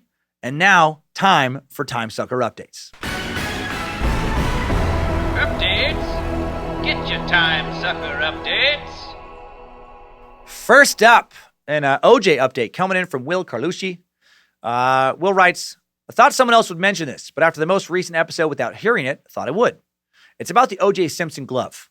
Once leather gets wet, it shrinks once it dries. So if the glove got wet, it would have shrunk once it dried. That's another reason the glove doesn't fit. So if the prosecutor, understood evidence handling, it would have been easy to understand that.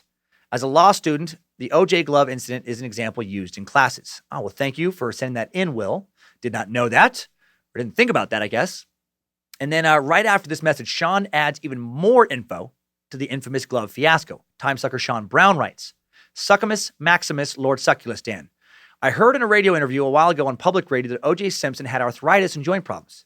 True. You've heard that as well. So he routinely took anti-inflammatory meds. Supposedly, his defense team told him the night before he was to try the gloves on to not take his anti-inflammatory meds, therefore making his hand joints swell, making it harder to put the glove on. Just thought you'd find that interesting. Anyways, love the podcast. When I get paid, I intend to become a full-fledged space lizard. Yours and Nimrod, Sean. Well, thank you, Sean. So did he med himself, or, I guess not med himself, did he not take his meds? Did the leather shrink because it was wet? The combo of those two, plus his cartoonish presentation of trying to put a hand in a glove, just made it all look that much more worse. Great extra info. Makes me even more irritated. Update to a previous update coming in from Timesucker Troy West. Troy writes, Master Sucker, a little food for thought for you to chew on about gun people noticing details no one else cares about. Gun rights, gun ownership, and gun owners are under constant attack. The anti-gun people prey on the ignorance of the general public about guns to try and sway their opinions. There are countless examples in the media and state legislative bodies and in Congress of outright lies being told to sway public opinion against gun rights. They will show videos of fully automatic military rifles and say it's an AR-15. They have said a bullet button magazine release converts any weapon to full auto. They would have you believe that I have an arsenal that fires 5,000 rounds a second, never needs to be reloaded, and is capable of destroying a tank with a single shot. So to us, every bit of incorrect information is another, quote, bullet in the gun. That's why we react so passionately. Enough lies are being intentionally told about us already. We don't want these to be spread via mistake. And that, I will say, makes complete sense to me, Troy. In what is possibly the worst analogy you've ever heard, what if there was a social movement to ban all comedy podcasts because they were created by sadistic individuals who enjoy torture? I feel like you're talking about me there. And then what if you saw a prominent political figure given the example of a podcaster who once blew a man's finger off with a military device? Would you ignore that deliberate use of half-truth, or would you feel the need to rebut that statement with the fact that Jimmy Wisman did it to himself as a kid on accident? I love you working Jimmy from Small Town Murder and Crime and Sports into this. Great podcast, by the way. Good friends. And if 6 months later you heard someone on the street repeating that misinformation to a friend as the gospel truth, would you ignore it or be infuriated? And now to completely go gun nerd on you to prove your point of view. The Mini 14 does not use the same magazine as the AR-15. Also, the AR-15 is chambered in 5.56, the same round the military uses. The Mini has a chamber in, Jesus Christ. The Mini is chamber in 223 Remington, a very similar civilian round with a lower chamber pressure than 5.56. An AR-15 can fire either of these rounds, but a Mini 14 should not be fired with 5.56 as the pressure is higher than the gun was designed to withstand. Mic drop. Love what you do. Hail Nimrod, Troy. Thank you, Troy. Well played, man. I get the nerdiness. Thanks for laying out a good argument for your beliefs. Man, that is what the world needs more of. Whatever your belief is, good, fact-based, detailed arguments. We need to talk about the important issues of the day, but we need to do so with as many facts and details as we can get into our meat sack heads. Well done, man. The differing opinions on the attractiveness of Belle Gunness continue. Timesucker Kelly Sammons does not agree with my assessment. Kelly writes, "What's up, Sir Sucks-a-Lot? Listen to the Belle Gunness," and her name may be Kelly Simmons. I put Sammons in my notes, but that doesn't feel right. If it is right, I apologize. Kelly Simmons or Sammons. "What's up, Sir Sucks-a-Lot? Listening to the Belle Gunness suck. Had to stop writing you this. You just said that you thought Belle Gunness was kind of attractive despite what all your sources say about her. So of course I looked her up. She looks like Miss Trunchbull from the movie Matilda. Keep on sucking and get your eyes checked." Okay, Kelly. I looked at your reference, and you know what? Yeah, she does. In her later years, she looks like Miss Trunchbull. I still think that a young Belle was pretty. And I do realize still that I'm in the minority when it comes to that assessment. My horrific Belle impression put a very strange scene in the mind of Timesucker Jess Pascu, who writes, "Dear Master Sucker, I've been listening to Timesuck since April and have enjoyed every sucky moment, listening to the most recent suck on Belle Gunness and your Scandinavian impressions, particularly the sex scenes. All I can think of is Teletubbies doing the murdering. I laughed until I cried with this mental image. Thought I'd share and hopefully get a small giggle out of it. Yep. Keep on sucking, hail Nimrod, Jess. That is a weird image, Jess. To be clear, that image did come from this kind of talk, right? Hiya, hingy bongy, oofta, put your dingy thing, and Mama Belty's worms you holdsy, oofta, hiya. Now we'll end on a message from a really kick-ass mom. And great time sucker, Jessie G. Jessie writes, Master Sucker, Queen of the Suck, Lindsay, Bojangles, and the Suck Dungeon crew. Sup. I've never written in before, but I desperately hope you read this. I love the show and spread the suck as much as possible, even though I missed out on the free stickers, because of course I did. And I cuss you out weekly when you get in my head, all thanks to my son, Blake. If it hadn't been for him, honestly, I probably have no idea who you or any of my favorite podcasters are. I get super stoked every time I get a notification about a new Timesuck episode. So for context, I got pregnant with Blake at 15 years old. I dropped out of high school, got a job, and spent the next 18 years trying to get us on our feet, but it always seemed like something happened. It was always something. Fast forward to now, I'll get to the point. If I had not had Blake when I did, I would never have gone to college, gotten my degree. To be perfectly honest, I probably would not be here at all because the many, many days that suicide popped into my head, I just could never do that to my son. Now he is an amazing adult, and I don't just say that because I'm his mom. He graduated high school with honors, got a handful of scholarships. Now we have become almost best friends, unless I have to use the mom voice. He knows what's up. Blake is so kind-hearted and funny. He's been dying to get to an open mic for comedy, but he won't let me go to the first one. I don't blame him. He'll be 21 on August 5th, 2019. Today, this episode drops. I don't have much as far as money, but I throw myself at the feet of the Suck Dungeon hierarchy and humbly beseech thee for a shout-out. If you could please wish my baby a happy 21st birthday, even if it's late. If you could do it at all, please. That would mean the world to Blake. From a teen mom before it was on MTV, please tell my baby I love him and wish him a happy 21st. You only get one after all. Thank you in advance. Thank you for being something my son and I can enjoy. A rolled one over smiley face. Nice. Love and shameless hope. Jessie G. Well, thank you, Jessie, for being such a great example of starting off in a tough spot, a single teen mom, working your ass off to do what's right for your son, raise a great mesack, go to college yourself. You should be so proud. Hail you, Jessie. And happy birthday, Blake. Keep making mama proud. Hail Nimrod. And take a little toke from me. Be sure to graduate, get out there, and light this world up like some fucking Greek fire. Hail Nimrod. Thanks, time suckers. I needed that. We all did. Have a wonderful week, meat sacks. Go find that Starlight. Get it out there on the market. Find that old heart of ours, Silphium. And you know what? Most importantly, why don't you keep on sucking?